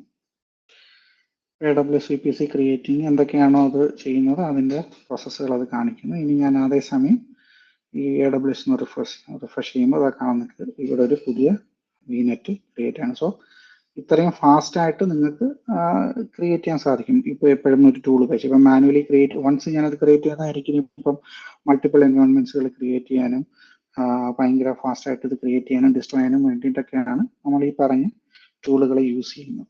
സോ അപ്പം ബാക്കി ഇപ്പം നാറ്റ് ഗേറ്റ് വേ ക്രിയേറ്റ് ചെയ്തുകൊണ്ടിരിക്കുകയാണ്. അപ്പം നമുക്ക് ആ ഒരു ഓപ്ഷൻ നോക്കാം. ഞാൻ ഇവിടെ സൈഡിൽ VPC എടുക്കുന്നു, നാറ്റ് ഗേറ്റ് വേസ് എടുക്കുന്നു. അപ്പം അവിടെ നിങ്ങൾക്ക് കാണാൻ സാധിക്കും ഇത് പെൻഡിങ് ആണ്. പെൻഡിങ് സ്റ്റേറ്റ് എന്നത് ക്രിയേറ്റ് ചെയ്തിരിക്കുക. വൺസ് ആ സ്റ്റേറ്റ് ആക്റ്റീവോ റെഡിയോ ആകുമ്പോഴായിരിക്കും ഇവിടെ താഴെ നമുക്ക് ഇവിടെ കംപ്ലീറ്റഡ് എന്ന് അല്ലെങ്കിൽ ആ പർട്ടിക്കുലർ റിസോഴ്സ് ബ്ലോക്ക് ക്രിയേറ്റ് ആയെന്ന് കാണുന്നത്. അപ്പോൾ ഇത് വെയിറ്റ് ചെയ്യും. ഇത് ഏകദേശം എനിക്ക് ബൈ ഡിഫോൾട്ട് 5 മിനിറ്റ്സ് ആണെന്നാണ് എൻ്റെ വിശ്വാസം. ടൈം ഔട്ട് ഒരു 5 മിനിറ്റ്സ് അത് ചെക്ക് ചെയ്യും. 5 മിനിറ്റ്സ് കൂടുതൽ ബൈ ഡിഫോൾട്ട് എനിക്കൊന്ന് ഓരോ റിസോഴ്സസിനും ഓരോ ടൈം ഔട്ട് സെഷൻ ഉണ്ട്. അതായത് ഇപ്പോൾ ഒരു റിസോഴ്സ് ക്രിയേറ്റ് ആകുമ്പോൾ അത്രയും നേരം ടെറാഫോം വെയിറ്റ് ചെയ്യും അതിൻ്റെ റെസ്പോൺസ് കിട്ടാൻ വേണ്ടിയിട്ട്. ആ റെസ്പോൺസിനകത്ത് കിട്ടിയില്ലെങ്കിൽ ടെറാഫോം ഓട്ടോമാറ്റിക്കായിട്ട് ടെറാഫോമിലേക്ക് പോകും. ഇതൊരു 2-3 മിനിറ്റ്സ് എടുക്കും ക്രിയേറ്റ് ആകാൻ.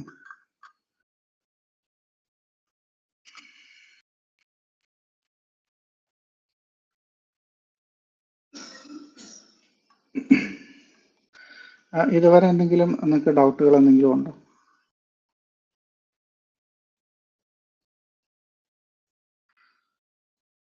ഓക്കെ, സോ കണ്ടിന്യൂ ചെയ്യാണ്.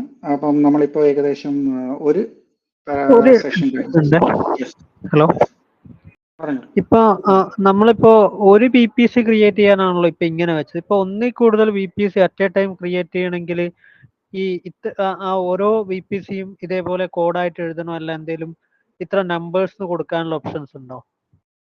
ഓക്കെ, അത് ചെയ്യാൻ മൾട്ടിപ്പിൾ വേസ് ഉണ്ട്. പല രീതിയിൽ നിങ്ങൾക്ക് അത് ചെയ്യാം. ഇവിടെയൊക്കെയാണ് നമുക്ക് മോഡ്യൂൾ ബ്ലോക്ക്. ഓക്കെ, ഇതിനകത്ത് ഇപ്പം ചെയ്യാൻ പറ്റുന്ന കാര്യങ്ങൾ എന്താണെന്ന് പറഞ്ഞാൽ ഇപ്പം ഇവിടുത്തെ കേസിൽ ഞാനത് ചെയ്യണമെന്നുണ്ടെങ്കിൽ ഞാൻ ഇവിടെ ഇപ്പം VPCക്കൊക്കെ ഇവിടെ നെയിം കൊടുക്കുന്നുണ്ട്, ടാഗ് കണ്ടോ. അപ്പം ഇങ്ങനെയുള്ള പാരാമീറ്റേഴ്സിനെ ഞാൻ കൗണ്ട് ചെയ്യിക്കണം. അതായത് നമുക്ക് ഫങ്ഷനുകളുണ്ട്. ഇപ്പോൾ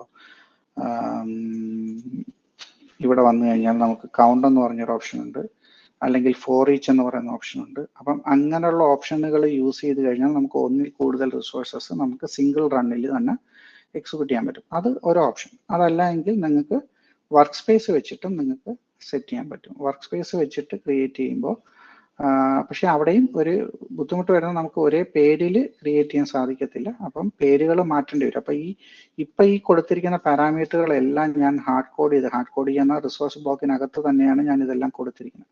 ഈ പാരാമീറ്റേഴ്സുകൾ നമുക്ക് വേരിയബിളൈസ് ചെയ്യാൻ പറ്റിക്കഴിഞ്ഞാൽ അല്ലെങ്കിൽ വേരിയബിളിലേക്ക് മാറ്റിക്കഴിഞ്ഞാൽ നമുക്ക് ഇതിനെ മൾട്ടിപ്പിൾ ഒന്നിൽ കൂടുതൽ VPCയിൽ എത്ര VPC വേണം എന്നുള്ളതൊക്കെ എനിക്ക് സ്പെസിഫൈ ചെയ്ത് ക്രിയേറ്റ് ചെയ്യാൻ സാധിക്കും. അതിനൊക്കെ നമുക്ക് കൗണ്ട്, ഫോർ ഈച്ച് കണക്കുള്ള ബ്ലോക്കുകൾ യൂസ് ചെയ്യാൻ സാധിക്കും. അതിനൊരു എക്സാമ്പിൾ കാണിക്കാനാണെങ്കിൽ നിങ്ങൾക്ക് ഇപ്പോൾ ടെറാഫോമിൻ്റെ ഡോക്യുമെന്റ് പോകാം.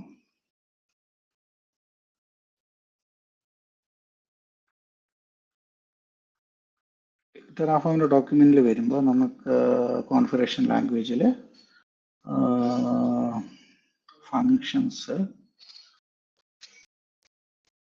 ഫങ്ഷൻസിനകത്ത്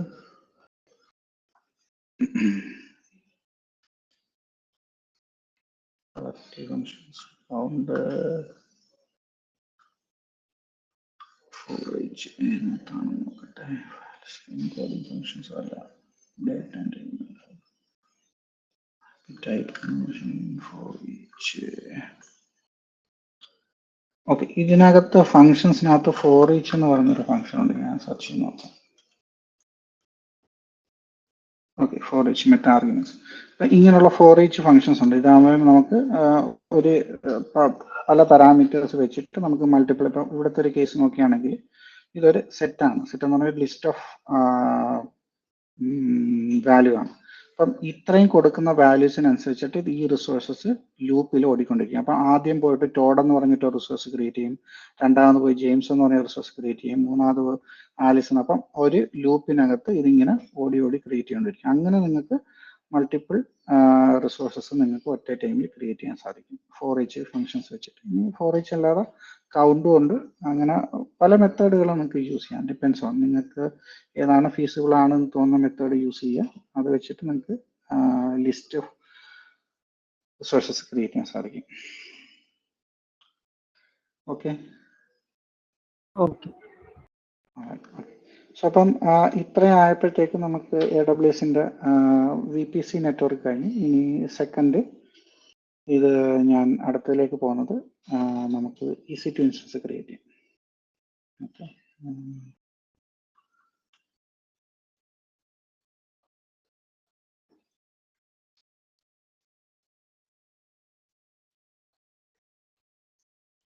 വൺസ് നിങ്ങളൊരു ഇൻഫ്രാ ബിൽഡ് ചെയ്ത് കഴിഞ്ഞിട്ട് പിന്നെ രണ്ടാമത്തെ ടൈമിൽ നിങ്ങൾ പ്ലാൻ ചെയ്യുമ്പോൾ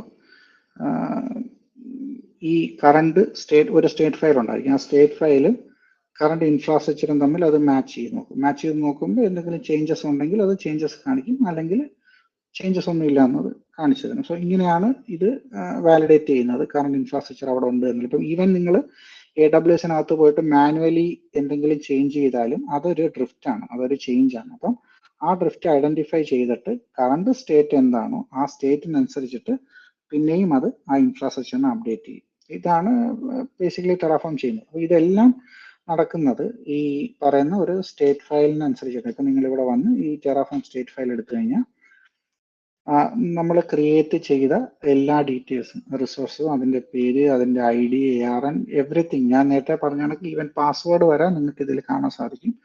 അതുകൊണ്ടാണ് ഈ ഒരു ഫയല് വളരെ ഇമ്പോർട്ടൻ്റ് ആൻഡ് സെൻസിറ്റീവ് ആയിട്ട് ഹാൻഡിൽ ചെയ്യണമെന്നുള്ളത് ടെറാഫോം തന്നെ പറയുന്നത്. ഒരിക്കലും നമ്മൾ ലോക്കലിയോ അങ്ങനെ യൂസ് ചെയ്യാറില്ല.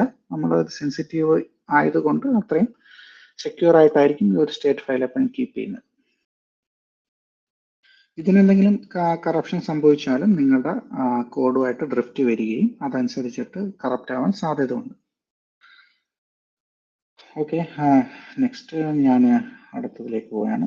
ഒരു EC2 ഇൻസ്റ്റൻസ് ക്രിയേറ്റ്. അപ്പോൾ ഒരു പുതിയ ഫയല് EC2 എന്ന് കൊടുക്കുന്നു, .tf EC2.tf കൊടുക്കുന്നു. ഇനി ഇതിലേക്ക് എൻ്റെ കോഡ് കോപ്പി ചെയ്യുന്നു. ഞാൻ ഓൾറെഡി ചെയ്ത കോഡുണ്ട്, അതുകൊണ്ടാണ് അത് യൂസ് ചെയ്യുന്നത്. ഫോർ എളുപ്പത്തിന് വേണ്ടിയിട്ട്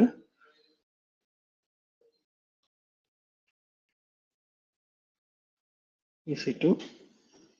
ഓക്കെ, ഇവിടെയും ഞാൻ ഇനിഷ്യലി പറഞ്ഞ കണക്ക് എന്തൊക്കെയാണ് ഒരു EC2 ഇൻസ്റ്റൻസ് ലോഞ്ച് ചെയ്യാൻ വേണ്ടതെന്നുള്ളത് ഐഡന്റിഫൈ ചെയ്യുകയും അതനുസരിച്ചിട്ടാണ് നമ്മൾ റിസോഴ്സ് ചെയ്യുന്നത്. അപ്പം ആദ്യം ഒരു VM റൺ ചെയ്യാൻ എനിക്ക് ഒരു ഇമേജ് വേണം. ഇമേജ് എന്ന് പറഞ്ഞാൽ ഇപ്പം ഓക്കെ, ബേസിക്കലി ഇപ്പം നിങ്ങൾ EC2 പോകുമ്പോൾ ഇവിടെ ഇപ്പം EC2 പോകുമ്പോൾ ഇൻസ്റ്റൻസിൽ നിങ്ങളൊരു ക്രിയേറ്റ് VM എടുക്കുമ്പോൾ, ഇവിടെ ഒരു ലോഞ്ച് ഇൻസ്റ്റൻസ് VM എടുക്കുമ്പോൾ ഡിഫോൾട്ടായിട്ട് നിങ്ങൾക്ക് അവിടെ കാണാൻ സാധിക്കും എന്തൊക്കെയാണ് വേണ്ടത്. ഇവിടെ ഒരു ഇമേജ് സെലക്ട് ചെയ്യണം എന്നുള്ള ഡീറ്റെയിൽസ് ഒക്കെ നിങ്ങൾക്ക് ഇവിടെ തന്നെ കാണാൻ സാധിക്കും. അപ്പം അതേ കണക്ക് നിങ്ങൾ എന്തൊക്കെയാണോ ഡാഷ്ബോർഡിൽ ചെയ്യുന്ന അതെല്ലാം കൂടെയാണ് നിങ്ങൾ ഈ കോഡിലേക്ക് മാറ്റുന്നത്.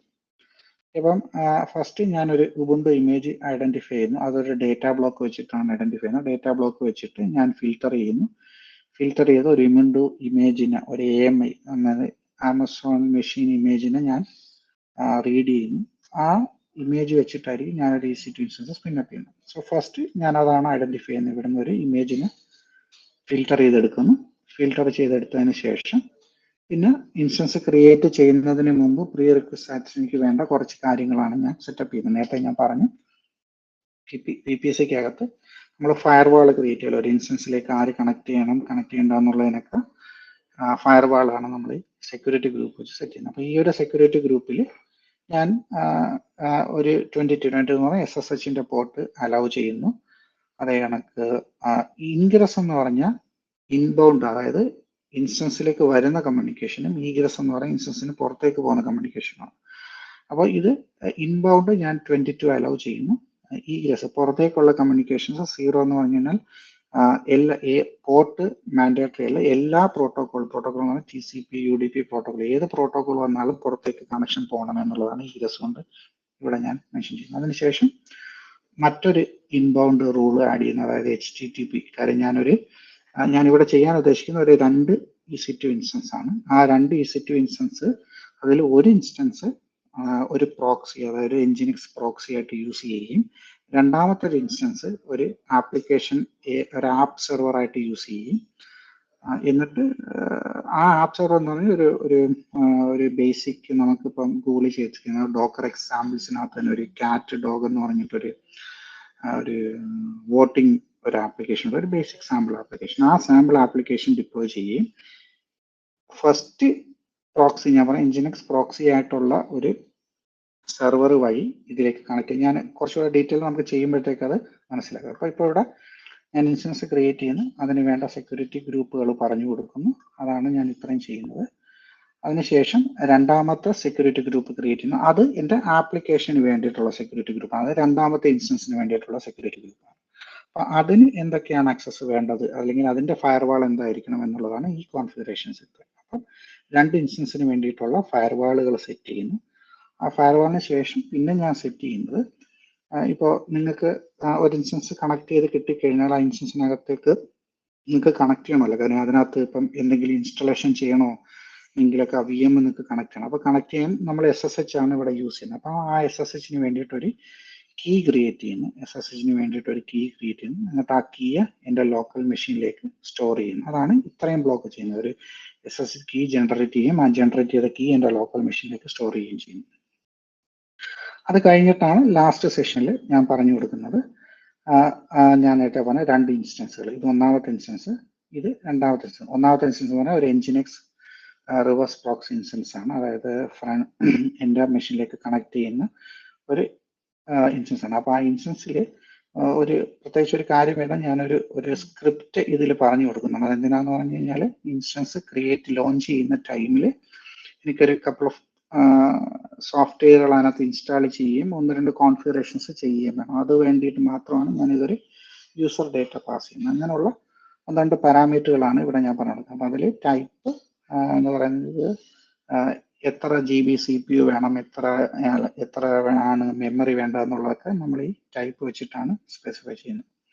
അതിനുശേഷം മറ്റേ നമ്മൾ നേരത്തെ കിട്ടിയ നെറ്റ്വർക്കിൻ്റെ സബ്നെറ്റ് ID, സെക്യൂരിറ്റി ഗ്രൂപ്പ് ഐഡികൾ, അസോസിയേഷൻ പബ്ലിക് IP അഡ്രസ്സ് വേണം എന്നുള്ള ബേസിക് ആയിട്ടുള്ള ഒരു ഇൻസ്റ്റൻസിൻ്റെ റിസോഴ്സ് കോൺഫിഗറേഷൻ ആണ്.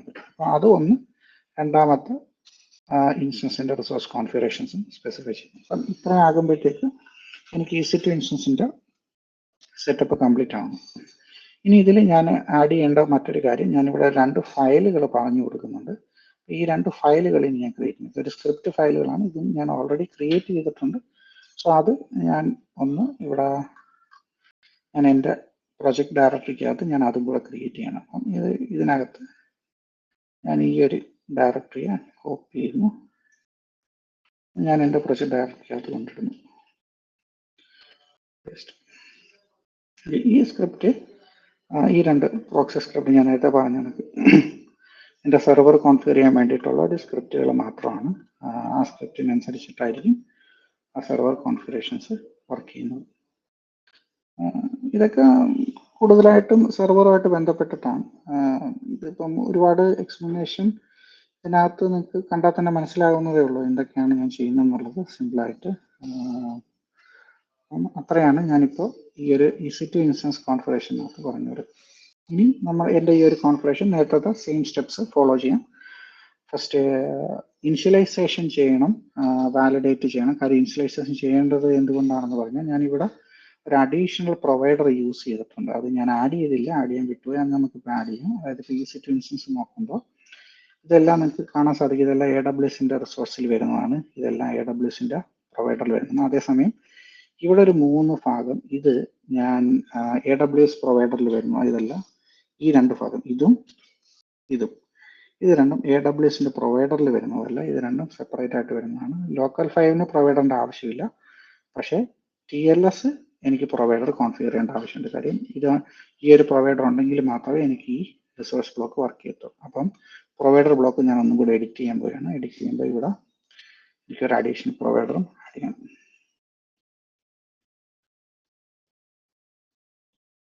TLSൻ്റെ പ്രൊവൈഡർ ബ്ലോക്ക് ആഡ് ചെയ്തു, സേവ് ചെയ്തു. സോ അപ്പം ഞാനൊരു പ്രൊവൈഡർ ചേഞ്ചിങ് അല്ലെങ്കിൽ ഒരു അഡീഷണൽ പ്രൊവൈഡറും കൂടെ ആഡ് ചെയ്തു. അതിന് സെപ്പറേറ്റ് കോൺഫിഗറേഷൻസ് ഒന്നും എനിക്ക് ആഡ് ചെയ്യേണ്ടതില്ലാത്തത് കൊണ്ടാണ് അടുത്ത പ്രൊവൈഡർ ഇത്രയും പാരാമീറ്റേഴ്സ് ഇല്ലാത്തത്.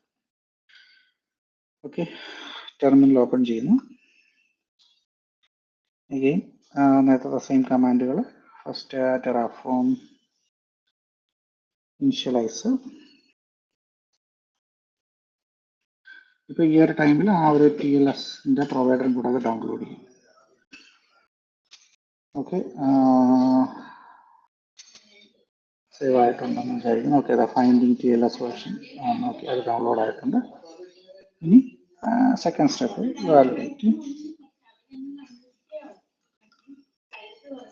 വാലിഡേറ്റ് റൺ ചെയ്യുന്നു. കോൺഫിഗറേഷൻ സക്സസ് ആണ്.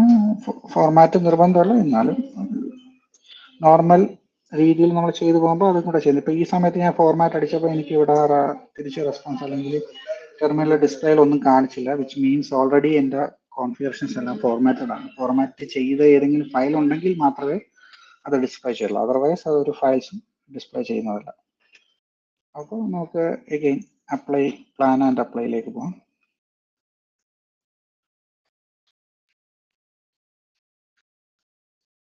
ഓക്കെ, ദിസ് ടൈം എനിക്ക് ഇവിടെ പ്ലാനിൽ 7 to ആഡ് എന്നാണ് കാണിച്ചത്. ചേഞ്ചസ് ഒന്നുമില്ല, ഡിസ്ട്രോയ് ഒന്നുമില്ല. അപ്പം നേരത്തെ ഞാൻ VPC റൺ ചെയ്തതിന് ശേഷം ഞാൻ രണ്ടാമത് പ്ലാൻ അടിച്ചപ്പോൾ നിങ്ങൾ നോ ഇൻഫ്രാസ്ട്രക്ചർ ഫോർ ചേഞ്ചസ് എന്നാണ് കാണിച്ചത്. പക്ഷേ ഇപ്പം ഞാൻ പുതിയ അപ്ഡേറ്റുകൾ ചെയ്തതിന് ശേഷം ഞാൻ ഒന്നും കൂടെ റൺ അടിച്ചപ്പോൾ എനിക്കിപ്പോൾ കുറച്ച് പുതിയ റിസോഴ്സസുകൾ കൂടെ അതിനകത്ത് അപ്ലൈ ചെയ്യാനുണ്ട്. അതാണ് പ്ലാനിൽ കാണിച്ചത്. Going back, same command plan കഴിഞ്ഞ് അടുത്തത് അപ്ലൈ ടൈപ്പ് ചെയ്യുന്നു. കൺഫർമേഷൻ ചോദിക്കുന്നു. എഗെയിൻ ഞാനിവിടെ നമുക്ക് ഇവിടെ ഒന്ന് റിഫ്രഷ് ചെയ്തുകൊണ്ടിരിക്കാം. അപ്പോൾ ഇൻസ്റ്റൻസ് ക്രിയേറ്റ് ആണെന്ന് നമുക്ക് കാണാൻ സാധിക്കും. Enter value, resource creation start ചെയ്തിട്ടുണ്ട്. ഇപ്പോൾ ഇൻസ്റ്റൻസ് ക്രിയേഷനിലേക്ക് തന്നെ എത്തി. ബാക്കി റിസോഴ്സസ് ഓൾറെഡി ക്രിയേറ്റ് ചെയ്ത് കഴിഞ്ഞു. റിഫ്രഷ് ചെയ്യാം. അപ്പോൾ നിങ്ങൾക്ക് ഇവിടെ കാണാൻ സാധിക്കും 2 പുതിയ VMകൾ സ്പിന്നപ്പ് ആവുന്നത്.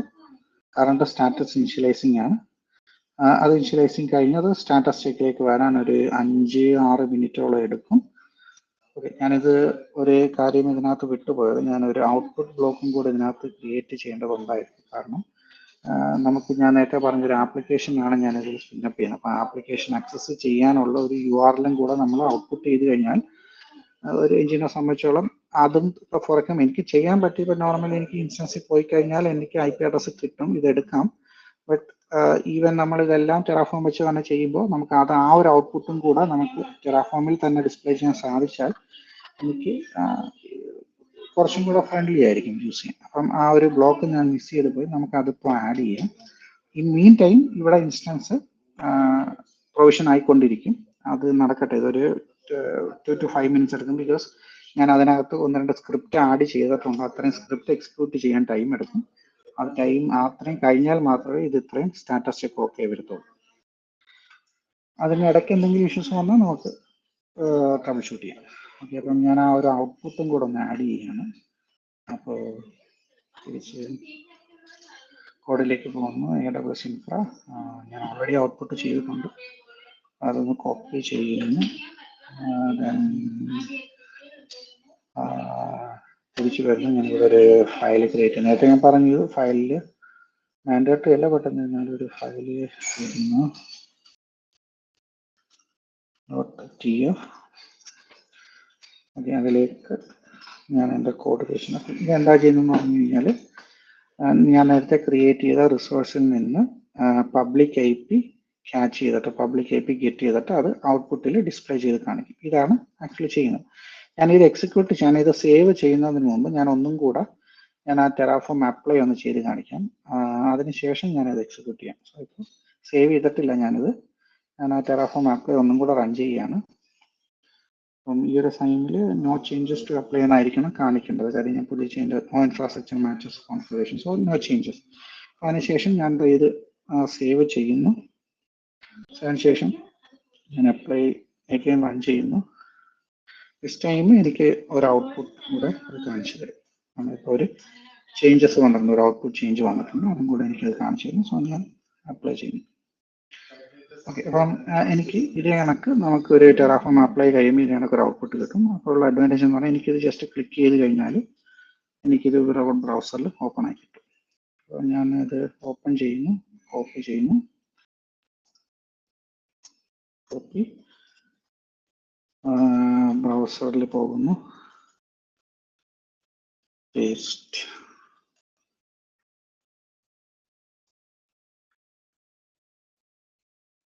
Connection time ഔട്ടാണ്. ഇതുവരെ സെർവർ സ്റ്റാർട്ട് ആയിട്ടുണ്ടായിരിക്കത്തില്ല, അതുകൊണ്ടാണ് എനിക്കിപ്പോൾ കണക്ഷൻ ടൈം ഔട്ട് കാണിക്കുന്നത്. ഒന്നും കൂടെ നോക്കാം. ഇൻസ്റ്റൻസിൽ പോകുന്നു, ഇവിടെ റിഫ്രഷ് ചെയ്യുന്നു. സ്റ്റിൽ സ്റ്റാറ്റസ് ചെക്ക് പാസ്റ്റ് എന്നാണ് കാണിക്കുന്നത്. ബട്ട് സ്റ്റിൽ എനിക്കിവിടെ എറർ കണക്ഷൻ ടൈം ഔട്ടാണ് കാണിക്കുന്നത്. മേ ബി കോൺഫിഗറേഷൻ ചെയ്തിട്ടുണ്ടായിരിക്കണം. നമുക്കൊരു കപ്പിൾ ഓഫ് മിനിറ്റ്സ് 2-3 മിനിറ്റ്സ് ഒന്ന് വെയിറ്റ് ചെയ്യാൻ ശേഷം നമുക്കത് നോക്കാം. ഈ മീൻ ടൈം നിങ്ങൾക്ക് ഇതുവരെ ചെയ്തതിൽ എന്തെങ്കിലും ചോദ്യങ്ങളുണ്ടെങ്കിൽ, ഡൗട്ടുകളുണ്ടെങ്കിൽ ചോദിക്കാം. ബേസിക്കലി ഇത്രയാണ് നമ്മൾ ഇന്നത്തെ ഒരു ഡെമോ. ബേസിക്കായിട്ട് ഒരു ടെറാഫോം ഇൻഫ്രാസ്ട്രക്ചർ ബിൽഡ് ചെയ്യുന്നു, VPC ബിൽഡ് ചെയ്യുന്നു, അതിനുശേഷം ഒരു EC2 ഇൻസ്റ്റൻസ് റൺ ചെയ്യുന്നു, അതിനകത്തൊരു ആപ്ലിക്കേഷൻ റൺ ചെയ്യാനുള്ള കോൺഫിഗറേഷൻസ് ഞാൻ പറഞ്ഞു കൊടുക്കുന്നു. ഇപ്പൊ ഇതിൽ ഞാനിപ്പോൾ ഒരു യൂസർ ഡേറ്റ ആഡ് ചെയ്തില്ല. ഇവിടെ നേരത്തെ എൻ്റെ ഇടയ്ക്ക് അൺസിബിൾ ചോദിച്ചായിരുന്നല്ലോ. അപ്പം ഒരു യൂസർ ഡേറ്റ ആഡ് ചെയ്യുമ്പോൾ ഇത് എനിക്ക് വേണമെങ്കിൽ ഈ യൂസർ ഡേറ്റ ഇവിടെ ആഡ് ചെയ്യുന്നതിന് പകരം എനിക്ക് അത് അൺസിബിൾ കൊണ്ട് ചെയ്യിക്കുന്നതായിരിക്കും കുറച്ചും കൂടെ എനിക്ക് ബെറ്റർ. കാര്യം വൺസ് ഈ ഇത് പ്രൊവിഷൻ ആയതിനു ശേഷം എനിക്ക് സ്ക്രിപ്റ്റ് ഉപയോഗിച്ചിട്ട് അതിനകത്തുള്ള കോൺഫിഗറേഷൻസ്, അപ്പം അതിന് അൺസിബിൾ ആയിരിക്കും കുറച്ചും. കാര്യം ഈ യൂസർ ഡേറ്റയ്ക്ക് പ്രശ്നം ഇൻസ്റ്റൻസ് സ്റ്റാർട്ട് ചെയ്ത് വരുന്ന ടൈമിൽ മാത്രമായിരിക്കും, ക്ലൗഡ് ഇനിറ്റ് ചെയ്യുന്ന ടൈമിൽ മാത്രമായിരിക്കും ഇത് റൺ ആകുന്നത്. അതിനുശേഷം നമുക്കിത് റൺ ചെയ്യുമ്പോൾ, ഫോർ എക്സാമ്പിൾ ഞാൻ ഇന്ന് ഇൻസ്റ്റൻസ് ലോഞ്ച് ചെയ്ത് 2 ദിവസം കഴിഞ്ഞിട്ട് എനിക്ക് അതിനകത്തൊരു സോഫ്റ്റ്വെയർ ഇൻസ്റ്റാൾ ചെയ്യണമെങ്കിൽ നമുക്ക് ഇതുകൊണ്ടൊന്നും ചെയ്യാൻ സാധിക്കത്തില്ല. അങ്ങനെ വരുമ്പോൾ നമുക്ക് അൺസിബിൾ യൂസ് ചെയ്യണമെന്നുണ്ടെങ്കിൽ നമുക്ക് ഈ പറഞ്ഞ ഇൻസ്റ്റൻസിലേക്ക് നമുക്ക് സിമ്പിളായിട്ട് കോൺഫിഗറേഷൻസ് പുഷ് ചെയ്യാൻ പറ്റും, അല്ലെങ്കിൽ അപ്ലൈ ചെയ്യാൻ പറ്റും. അവിടെ അൺസിബിൾ ആണ് കുറച്ചും കൂടെ നമുക്ക് യൂസ്ഫുൾ ആയി വരുന്നത്.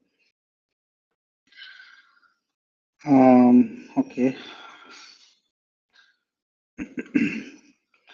ഇനി ഒന്ന് റിഫ്രഷ് ചെയ്യാം. ഇല്ലെങ്കിൽ നമുക്ക് ഒരുമിച്ച് ട്രബിൾ ഷൂട്ട് ചെയ്യാം. മേ ബി എന്തെങ്കിലും എറർ ഉണ്ടായിരിക്കണം എവിടെയെങ്കിലും, അതുകൊണ്ടാണ് അത് ലോഡ് ആകാത്തതെന്നാണ് വിശ്വസിക്കുന്നത്. നോക്കാം. ഇനിയിപ്പം നമ്മൾ ടെറാഫോമിൻ്റെ ഒരുവിധം ഇത്രയൊക്കെയായി. ഇനിയിപ്പം ഞാനിത് AWS ട്രബിൾ ഷൂട്ട് ചെയ്യണം.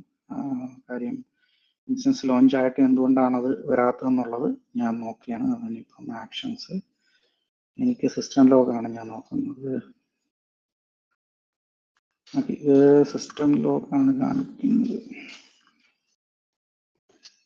ഇതിനകത്ത് ഇഷ്യൂസ് ഒന്നും കാണുന്നില്ല. എവിടെയെങ്കിലും എറേഴ്സ് എന്തെങ്കിലും ഉണ്ടെങ്കിൽ ഓക്കെ, ഇപ്പം എററില്ല. Okay, going back. ഓക്കെ, അത് എൻ്റെ മിസ്റ്റേക്കാണ്. ഞാൻ ഈ ഒരു സെർവർ കോൺഫിഗർ ചെയ്തപ്പം HTTP-യിലാണ് കോൺഫിഗർ, സെക്യൂർ ഇതിലല്ല കോൺഫിഗർ ചെയ്തിരിക്കുന്നത്. അപ്പം ഇവിടെ HTTPS ആയതുകൊണ്ട് പോർട്ട് നമ്പറുമാണ്, അതായത് കണക്ഷൻ മാറും. ഇത് ഞാൻ HTTP-യിൽ റൺ ചെയ്യണം ഓട്ടോമാറ്റിക്. ഓക്കെ, സോ ഇപ്പം ലോഡായി. ഓക്കെ, ഇതാണ് ബേസിക്കലി ഇപ്പം നമ്മൾ ഇൻഫ്രാസ്ട്രക്ചർ ബിൽഡ് ചെയ്ത 2 EC2 ഇൻസ്റ്റൻസിനകത്ത് ഡിപ്ലോയ് ചെയ്തിരിക്കുന്ന ഒരു ആപ്ലിക്കേഷൻ. ജസ്റ്റ് കാറ്റ് ഡോഗ് എന്ന് പറയുന്നിട്ട് ഒരു സാമ്പിൾ ആപ്ലിക്കേഷനാണ്. ഇത് മെയിൻ വോട്ടിംഗ് പേജ്. ഇതിൻ്റെ റിസൾട്ട് കാണണമെന്നുണ്ടെങ്കിൽ സ്ലാഷ് അല്ല കോളൻ, ഇവിടെ രണ്ടാമത്തെ റിസൾട്ട് URL ഉണ്ട്, :8080 നോക്കിയാൽ അതിൻ്റെ റിസൾട്ട് കാണാം. അതുപോലെ നിങ്ങൾക്കും ഈ IP, ഇപ്പോൾ ഈ IP പബ്ലിക്കാണ്, നിങ്ങൾക്കും കണക്ട് ചെയ്ത് കഴിഞ്ഞാൽ ഈ IP-യിലേക്ക് കണക്ഷൻ കിട്ടും. വേണമെങ്കിൽ ട്രൈ ചെയ്ത് നോക്കാം. സോ ബേസിക്കലി ഇത്രയാണ് നമ്മളെ ഇന്നത്തെ ഒരു session. Basic terraform plus deploy ചെയ്ത രീതികളും കാര്യങ്ങളും. എന്തെങ്കിലും ഡൗട്ടുകളുണ്ടെങ്കിൽ നമുക്ക് ക്വസ്റ്റ്യൻസ് എന്തെങ്കിലും ഉണ്ടെങ്കിൽ ചോദിക്കാം. ആർക്കെങ്കിലും ഡൗട്ട്സ് ഉണ്ടെങ്കിൽ ചോദിക്കാം. ഹലോ, ഒരു ഡൗട്ട് ചോദിച്ചോട്ടെ. അതായത് നമ്മളിപ്പോ EC2 പ്രൊവിഷൻ ചെയ്തില്ലേ, അപ്പൊ നമുക്ക് ആ സെർവറിൽ എന്തെങ്കിലും ചേഞ്ചസ് ഒക്കെ ചെയ്യണമെങ്കിൽ അപ്പൊ നമ്മൾ എന്താ ചെയ്യുന്നത്? അതായത് നമ്മൾ ഓൾറെഡി അപ്ലൈ ചെയ്ത സെയിം സെർവറിൽ തന്നെ എന്തെങ്കിലും പുതിയ, അതായത് ഇപ്പൊ കുറച്ച് സെറ്റ് കൂട്ടുക അങ്ങനെ എന്തെങ്കിലും ചെയ്യണമെങ്കിൽ നമ്മളിപ്പോ ഒന്നുകൂടെ ഫുള്ള് റീറൺ ചെയ്യണോ? ലാസ്റ്റ് പറഞ്ഞത് ഞാൻ കേട്ടില്ല. നമുക്ക് എന്ത് ചെയ്യണമെങ്കിലെന്നാ ചോദിച്ചത്?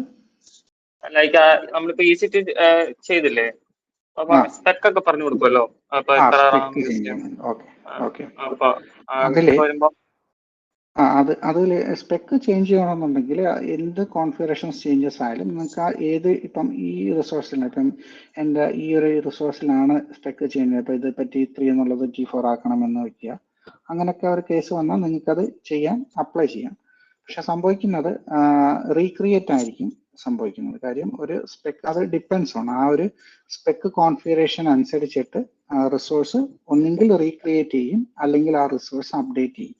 ഇപ്പോൾ ഇൻസ്റ്റൻസ് ടൈപ്പ് കൊടുത്തു കഴിഞ്ഞാൽ റീക്രിയേഷൻ ആയിരിക്കും മോസ്റ്റ് പ്രോബ്ലി നടക്കുന്നത്. അത് നമുക്ക് തന്നെ ഒന്ന് ടെസ്റ്റ് ചെയ്ത് നോക്കാം. ഇപ്പം ഞാൻ ഇൻസ്റ്റൻസ് ടൈപ്പ് ചെയ്തപ്പോൾ T3A എന്നുള്ളത് T3 എന്ന് കൊടുത്ത് ഞാനതൊന്ന് റൺ ചെയ്യുന്നു. അത് നമുക്കൊന്ന് പ്ലാൻ ചെയ്ത് നോക്കാം. ഓക്കെ, സോ ഞാനത് ഇൻസ്റ്റൻസ് സ്പെക്ക് ചേഞ്ച് ചെയ്തു, ഞാൻ പ്ലാൻ ചെയ്യുകയാണ്. അപ്പം അത് ടെറാഫോം തന്നെ കാണിച്ചു തരാം എന്താണ് ചെയ്യുന്നത്, റീക്രിയേറ്റ് ആണോ ചെയ്യുന്നത്, അപ്ഡേറ്റ് ആണോ ചെയ്യുന്നത് എന്ന് ടെറാഫോം തന്നെ കാണിച്ചു തരും. ഓക്കെ, ഇവിടുത്തെ കേസ് നോക്കുമ്പോൾ ചേഞ്ച് ആണ്. സോ വിച്ച് മീൻസ് ഇപ്പോൾ ഉള്ള ഇൻസ്റ്റൻസ് അത് ഡിലീറ്റ് ചെയ്യത്തില്ല, ആ ഇൻസ്റ്റൻസിന്റെ ടൈപ്പ് ചേഞ്ച് ചെയ്യുക മാത്രമേ ഉള്ളൂ. അതായത് അപ്ഡേറ്റ് ആണ് ചെയ്യുന്നത്, റീക്രിയേറ്റ് അല്ല ചെയ്യുന്നത്. ഓക്കെ, അപ്പോൾ ഇനിയിപ്പോൾ റീക്രിയേറ്റ് ചെയ്യുക എന്ന് പറഞ്ഞു കഴിഞ്ഞാൽ ഫസ്റ്റ് നമ്മളുടെ അതായത് ഇപ്പോൾ ഫോർ എക്സാമ്പിൾ ഇവിടെ വരുമ്പോൾ ഈ റീക്രിയേറ്റ് ചെയ്യുന്ന പാരാമീറ്ററുകളാണ് നമ്മൾ അപ്ഡേറ്റ് ചെയ്യുന്നതെങ്കിൽ ഇതിനെ ഡിലീറ്റ് ചെയ്തിട്ട് പുതിയത് ക്രിയേറ്റ് ചെയ്യും. അതാണ് നോർമലി ചെയ്യാറ്. അതിലും കണ്ടീഷൻസ് ഉണ്ട്. ചില റിസോഴ്സുകൾ നമുക്ക് ഡിലീറ്റ് ചെയ്താലേ പുതിയത് ക്രിയേറ്റ് ചെയ്യാൻ പറ്റുള്ളൂ, ചില റിസോഴ്സസുകൾ ക്രിയേറ്റിന്റെ കൂടെ തന്നെ ഡിലീറ്റും വർക്ക് ചെയ്യും. അതെല്ലാം AWSന്റെ APIയുടെ എങ്ങനെയാണ് ആ ഒരു റിസോഴ്സ് ഡിഫൈൻ ചെയ്തേക്കുന്നുള്ള കണക്കിരിക്കും പാരാമീറ്റേഴ്സ്. ഇവിടുത്തെ ഇപ്പം ഇത് ചേഞ്ച് അപ്ഡേറ്റ് മാത്രമാണ്, ഇൻസ്റ്റൻസ് ഡിലീറ്റ് ആകത്തില്ല. ഇൻസ്റ്റൻസ് ടൈപ്പ് ഇത് മാത്രം അപ്ഡേറ്റ് ചെയ്ത് അങ്ങനെ ചെയ്യാവുന്നതേ. അപ്പോൾ ആ ഒരു ചേഞ്ച് മാത്രമേ ഇവിടെ അപ്ലൈ ആകത്തുള്ളൂ, വേറൊരു ചേഞ്ച് അപ്ലൈ ആകത്തില്ല. ഇത് റീസ്റ്റാർട്ട് ആവുമായിരിക്കും. ഇത് സ്റ്റോപ്പ് ചെയ്ത് ഇൻസ്റ്റൻസ് ടൈപ്പ് ചേഞ്ച് ചെയ്യണമെന്നുണ്ടെങ്കിൽ സ്റ്റോപ്പ് ചെയ്തതിന് ശേഷം മാത്രമേ ടൈപ്പ് ചേഞ്ച് ചെയ്യുള്ളൂ. അപ്പൊ സ്റ്റോപ്പ് ചെയ്ത് ടൈപ്പ് ചേഞ്ച് ചെയ്ത് സ്റ്റാർട്ട് ചെയ്യും. ഓക്കെ, അപ്പൊ ഒരു ഫയർവാൾ സെക്യൂരിറ്റി ഗ്രൂപ്പിലൊക്കെ റൂൾ ആഡ് ചെയ്യണമെങ്കിൽ ജസ്റ്റ് നമ്മൾ കൊടുക്കുമ്പോൾ തന്നെ ഓക്കെ, ആ റൂൾ ആഡ് ചെയ്യുന്നത് ഒന്നും വലിയ എഫക്റ്റ് വരത്തില്ല. ഇപ്പൊ വേണമെങ്കിൽ നമുക്ക് ഇപ്പൊ തന്നെ ട്രൈ ചെയ്യാം. ഇപ്പോൾ വേറൊരു പോർട്ട് ആഡ് ചെയ്യണം.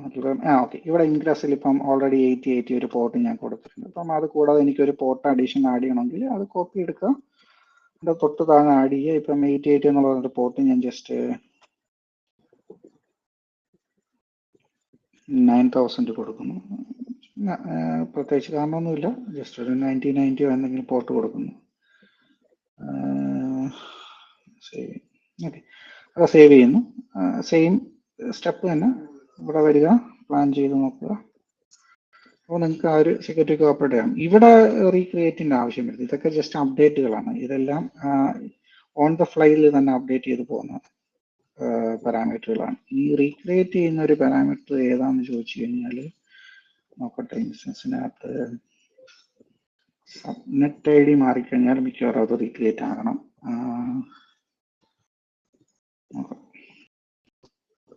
ഞാനിത് സബ്നെറ്റ് ID ചേഞ്ച് ചെയ്തു, അതായത് ഇതിന്റെ നെറ്റ്വർക്ക് ID ചേഞ്ച് ചെയ്തു. എന്നിട്ട് ഞാനൊന്ന് റൺ ചെയ്യുകയാണ്.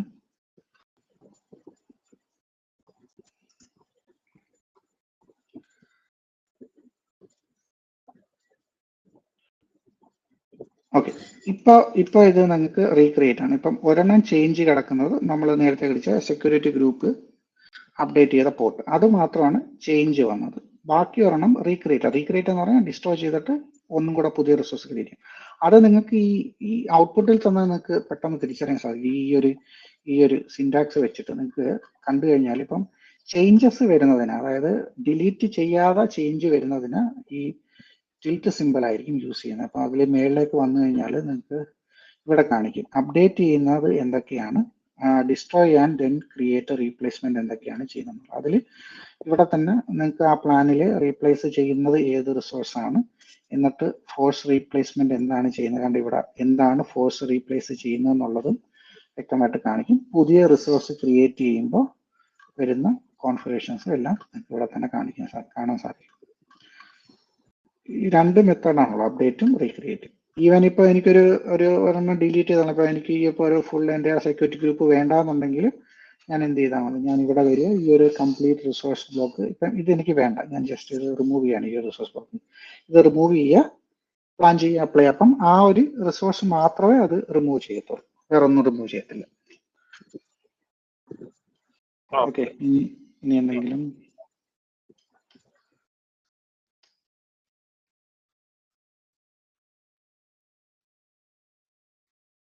എന്തെങ്കിലും അടുത്ത ക്വസ്റ്റ്യൻസ്, എന്തെങ്കിലും ഡൗട്ടുകളുണ്ടോ?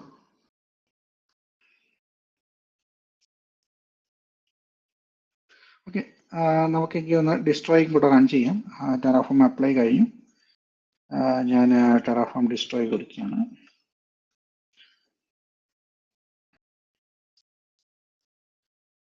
ഇപ്പോൾ നേരത്തെ കണ്ട കണക്ക് ഇതാണ് ഇത്രയും ഈസി ആയിട്ട് ഇത് യൂസ് ചെയ്യാൻ സാധിക്കുന്നത്. കാര്യം മാനുവലി പോയി ക്രിയേറ്റ് ചെയ്ത് ടൈം കളയുന്നതിന് പകരം എനിക്ക് ഈ ഒരു കോഡ് എഴുതി കഴിഞ്ഞാൽ ക്രിയേറ്റ് ചെയ്യുന്നതും ഡിസ്ട്രോയ് ചെയ്യുന്നതും എല്ലാം വളരെ ഈസി ആയിട്ട് ചെയ്യാൻ സാധിക്കും.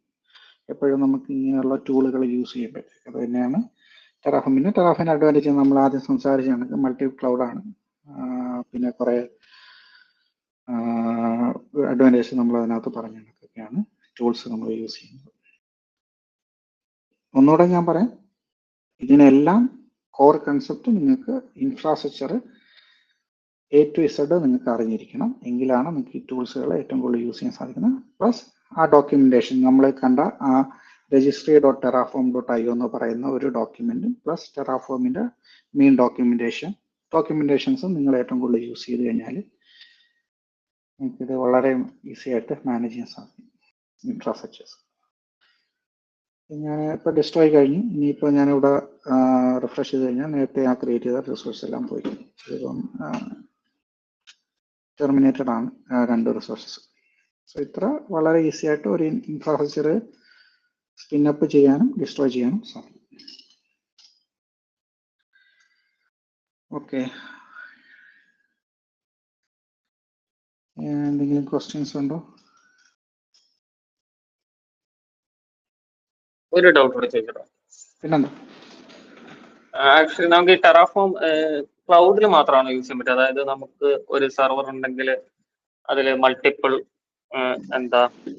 വേറെ വിർച്വൽ മെഷീൻസ് സെറ്റപ്പ് ചെയ്യാൻ യൂസ് ചെയ്യാൻ പറ്റുമോ?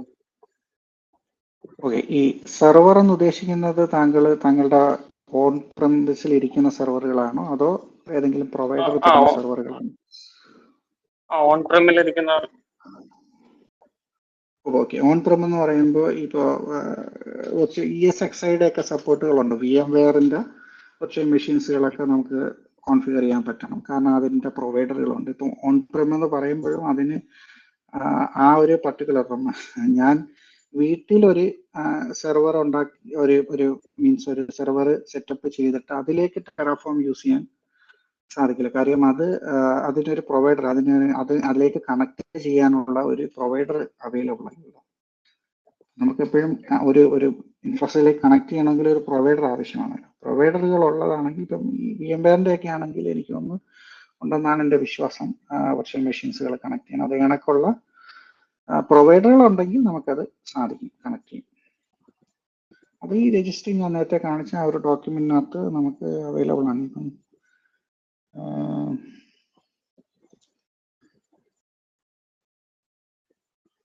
ഈ രജിസ്റ്ററിക്കകത്ത് നിങ്ങൾക്ക് പ്രൊവൈഡേഴ്സിൽ കൊടുത്തു കഴിഞ്ഞാൽ ഏതൊക്കെ പ്രൊവൈഡേഴ്സ് ഇത് സപ്പോർട്ടഡ് ആണെന്നുള്ളതെല്ലാം ഇതിൽ നമുക്ക് അവൈലബിൾ ആണ്. അത് ആ പ്രൊവൈഡറുകൾ നിങ്ങൾക്ക് ഉണ്ടെങ്കിൽ നിങ്ങൾക്ക് ഇൻഫ്രാസ്ട്രക്ചർ സ്പിന്നപ്പ് ചെയ്യാൻ സാധിക്കും.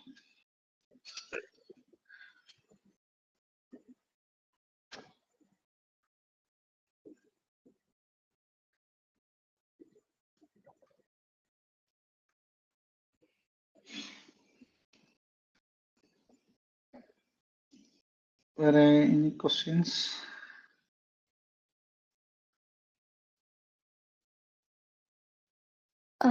വേറെ എന്തെങ്കിലും ഡൗട്ട്സ് ഉണ്ടെങ്കിൽ ഇപ്പൊ ചോദിക്കാം,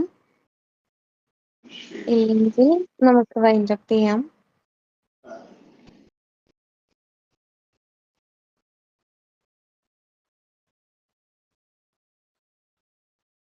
ഓക്കെ, ക്വസ്റ്റ്യൻസ് ഒന്നും ഇല്ലാന്ന് തോന്നുന്നു. Thank you so much, Kittu. It was a very informative session. Like ഒരു ബിഗിനർ ടു ഇന്റർമീഡിയറ്റ് ലെവലിലുള്ള നോളജ് എല്ലാം അബൌട്ട് ടെറാഫോം ഇന്നത്തെ സെഷനിൽ നിന്ന് എല്ലാവർക്കും മനസ്സിലായി എന്ന് വിചാരിക്കുന്നു. സോ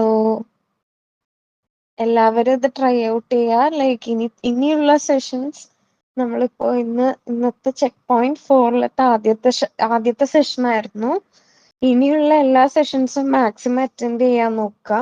അതെല്ലാം ലൈക്ക് വളരെ ഇമ്പോർട്ടന്റ് ആയിട്ടുള്ള ടോപ്പിക്സ് ആണ് നമ്മൾ ഡിസ്കസ് ചെയ്ത് പോകുന്നത്. ഇത് നിങ്ങൾ ട്രൈ ചെയ്യുക. എന്തെങ്കിലും ഡൗട്ട്സ് ഉണ്ടെങ്കിൽ ഗ്രൂപ്പിൽ സംസാരിക്കുക, ലൈക്ക് ചോദിക്കുക. ആൻഡ് ഇതിൽ ആരെങ്കിലും വാട്സപ്പ് ഗ്രൂപ്പിൽ ഇതുവരെ ജോയിൻ ചെയ്യാത്തവരുണ്ടോ? ഉണ്ടെങ്കിൽ ഒന്ന് അൺമ്യൂട്ട് ചെയ്ത് സംസാരിക്കുക. ഞാനുണ്ടായിരുന്നു. ഓക്കെ, ഞാനിപ്പോ വാട്സപ്പ് ഗ്രൂപ്പിൽ ജോയിൻ ചെയ്യേണ്ട ലിങ്ക് ഈ ചാറ്റിൽ ഇട്ടേക്കാം. എന്നിട്ട് ഒന്ന് ജോയിൻ ചെയ്യണേ. Okay. So once again, thank you so much, Kittu. It was a very wonderful and informative session. Okay, all right. Thank you. ഈ ഒരു സെഷൻ എടുക്കാൻ ഒരു അവസരം തന്നതിന് DevOps മലയാളം ആൻഡ് അറ്റൻഡ് ചെയ്ത എല്ലാ അറ്റൻഡീസിനും. ഇൻ കേസ് എന്തെങ്കിലും ഡൗട്ട് ഉണ്ടെങ്കിൽ യു ക്യാൻ കോൺടാക്ട് മീ. ലിങ്ക്ഡിനിലുണ്ട്, but I'm not active in that. If I see, then I'll reply. But DevOps Malayalam ചാറ്റിൽ, ഐ മീൻ വാട്സപ്പ് ഗ്രൂപ്പിൽ തന്നെ ഇഷ്ടംപോലെ എഞ്ചിനീയേഴ്സ് ഉണ്ടാകും. So most of your doubt എല്ലാം അവിടെ തന്നെ ക്ലിയർ ആകും. But anything that you want to directly connect me, you can connect through LinkedIn. Yeah. And yeah, thanks everyone. Thanks for your time. Thank you all. Thank you.